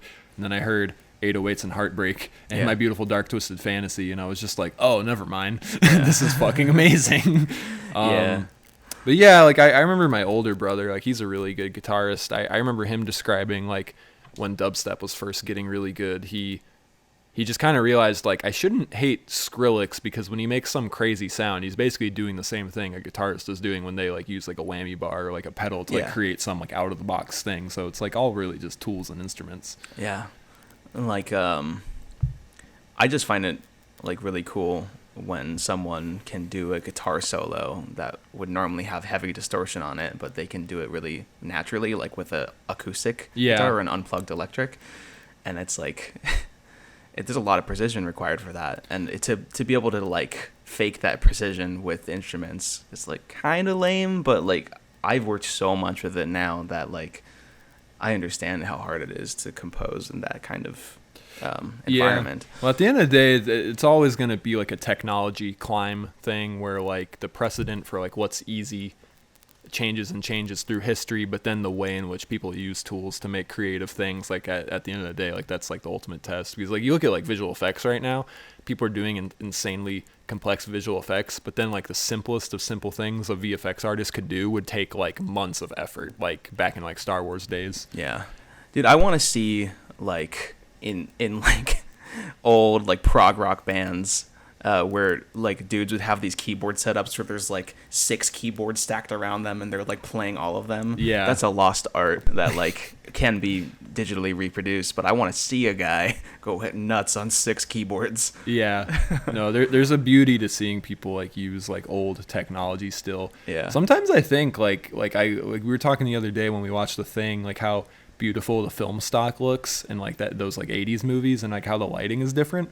I know that people go to like great lengths, like even in like big budget films now, to like reproduce those sorts of looks, but then sometimes I think like you can just look up what those old cameras are and what those old film stocks are, and like I'm like maybe Kodak and stuff doesn't like produce some of the same stuff, so like maybe you literally couldn't, but I feel like if somebody wanted to, they could like make a movie like look identically to how it did in the 80s just by using the same technology. But yeah, I assume like people with the budgets don't like want them to do that. Yeah, because they assume people won't like it. But I mean, like some of this stuff just can't be recreated. Like there's plenty of. I'm sure you could find programs where you could recreate any guitar tone ever, but it wouldn't be close to like the exact same like amp and the same cabinet and same everything.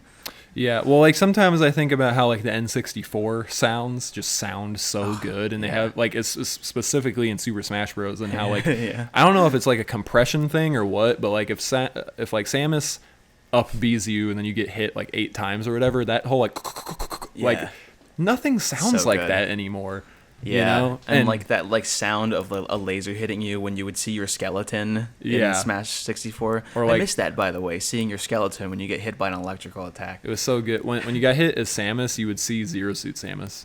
Yeah. So cool. Yeah. But yeah, I remember. Yeah, there was like skeleton Pikachu. Yeah. Same thing, like hit it, like waving the sword, like really, really good, just like good sound. Yeah.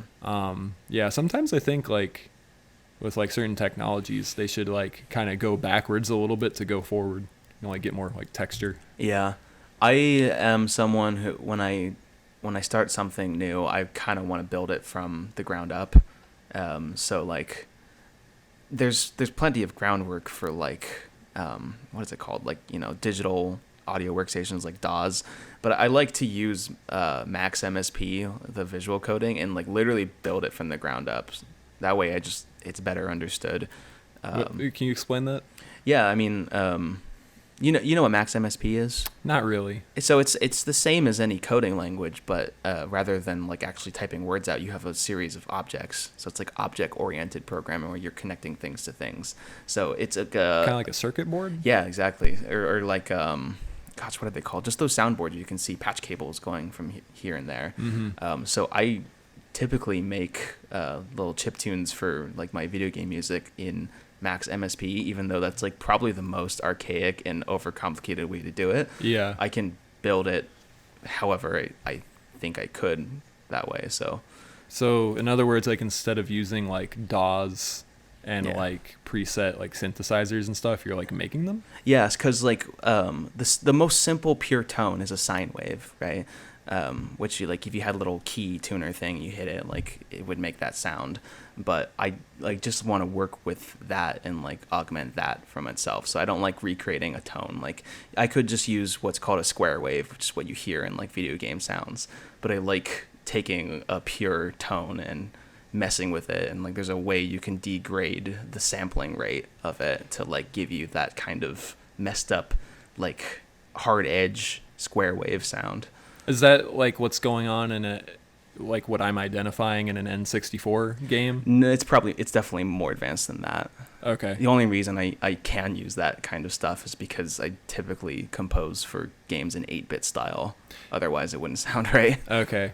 Is this common at all, or is this just out of... I've never seen anyone else do it, but my teachers who taught us, and I'm pretty sure if they saw me still doing it, they'd be like, you should have moved on from that. Yeah. But I just like it. I remember watching this video on this guy that like he makes his art in MS Paint. Yeah. Yeah, and it's just like that's what he likes using, and now like I think Windows phased out Paint, so he probably just has to go into Photoshop and sucks. Like he can just use like a 1 pixel size brush, you know, and just use like really tiny canvases and stuff. But yeah, it's interesting when people choose to use like old technology. Yeah, I don't know. There's just something charming about it. It feels like you could probably make the same thing easier, but not understand quite what you did. Yeah. Elijah just started playing trap music in the other room, and he knows we're recording. I was thinking we could wrap this up, and how about we play a game, and then I can insert it at the end. Oh, yeah, dude, that'd be awesome. All right, cool. This was fun. We've had a million times where we're just like casually talking about games, and then like we just come across like some really good subject, and I wind up being like, oh, this would be good for the podcast, and this would be good for the podcast. Sometimes I find it's a little bit hard to recreate here because there's something formal about it, and it winds up feeling interviewy, but we should do this again because I feel like we always wind up just talking about a whole bunch of stuff. Yeah. If only we could just turn on the camera whenever. Yeah. Dude, technology's going to get to that point where people just like boom. Oh, scary. Yeah. Another scary thought. Yeah. As one final thought, how good are the Pokemon Stadium mini games? Oh, dude, they're up there in quality. They only made so few, though. I wish there were more Pokemon Stadiums out there.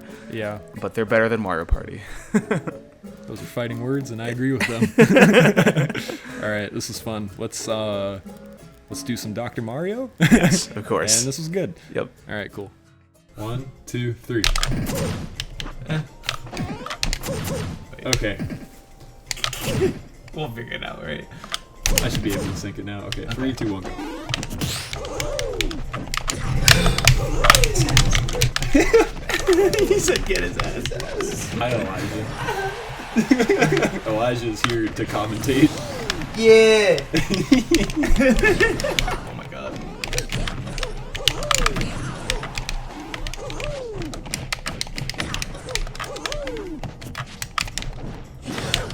Yeah, we should do a doubles online after this. Oh god. Oh no.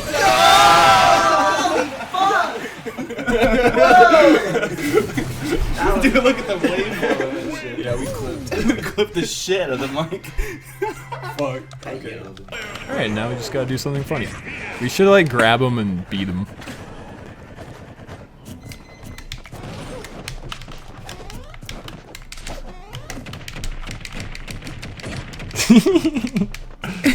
Get him out of here. Come on, roll on. Yeah, I knew you would do that. Come on, guy. Counter your jab.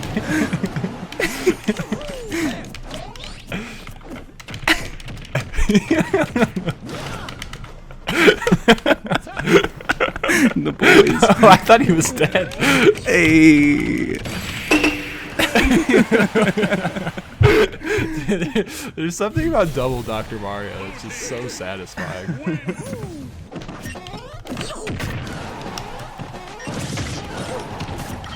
The lag is accelerating now. Oh, I threw him too early. What was that?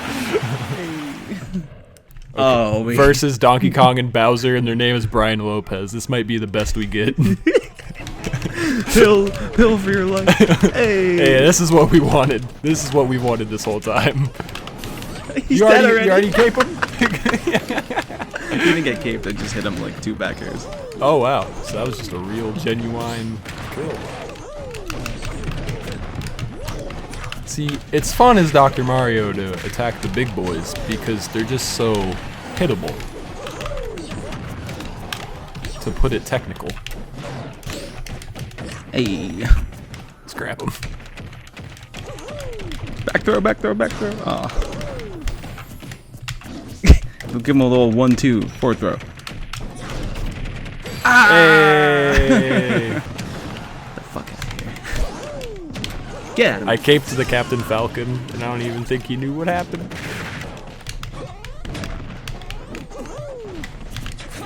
Get out of here. You too. Hey, what about that? He went too low. And roll on, please. Thank you. Wow.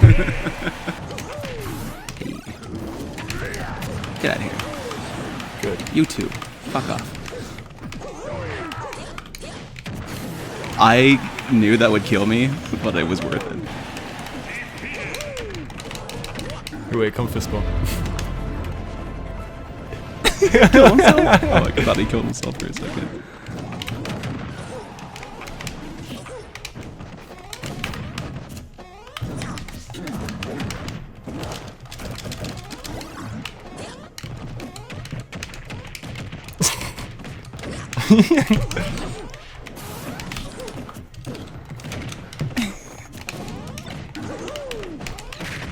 Ooh!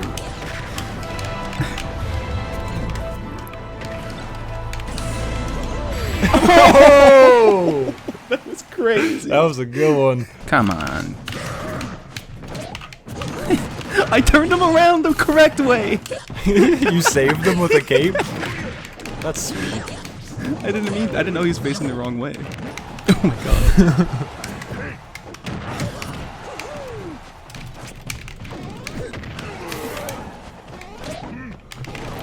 Get him! Are they seriously replaying? I did not expect I this. love them. I love these guys. Let's go for ignorant shit, even if we die, so that they think they have a chance. Okay, Ganondorf versus King K. Rool The round play 3. now is to keep them in. Just keep them interested. Yeah. All right, 3, 2, 1, go!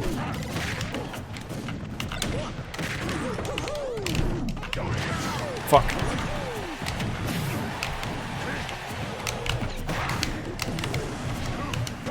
Just right straight up ran. See ya. I'm just gonna slowly approach him. He's very scared.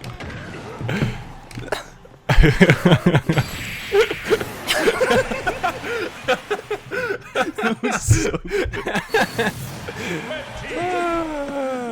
That's what it's all about. That's what it's all about. All right. I might call it with that. Yeah. All right. Bye, everybody. Give me money on Patreon. Goodbye. Mark too. I am.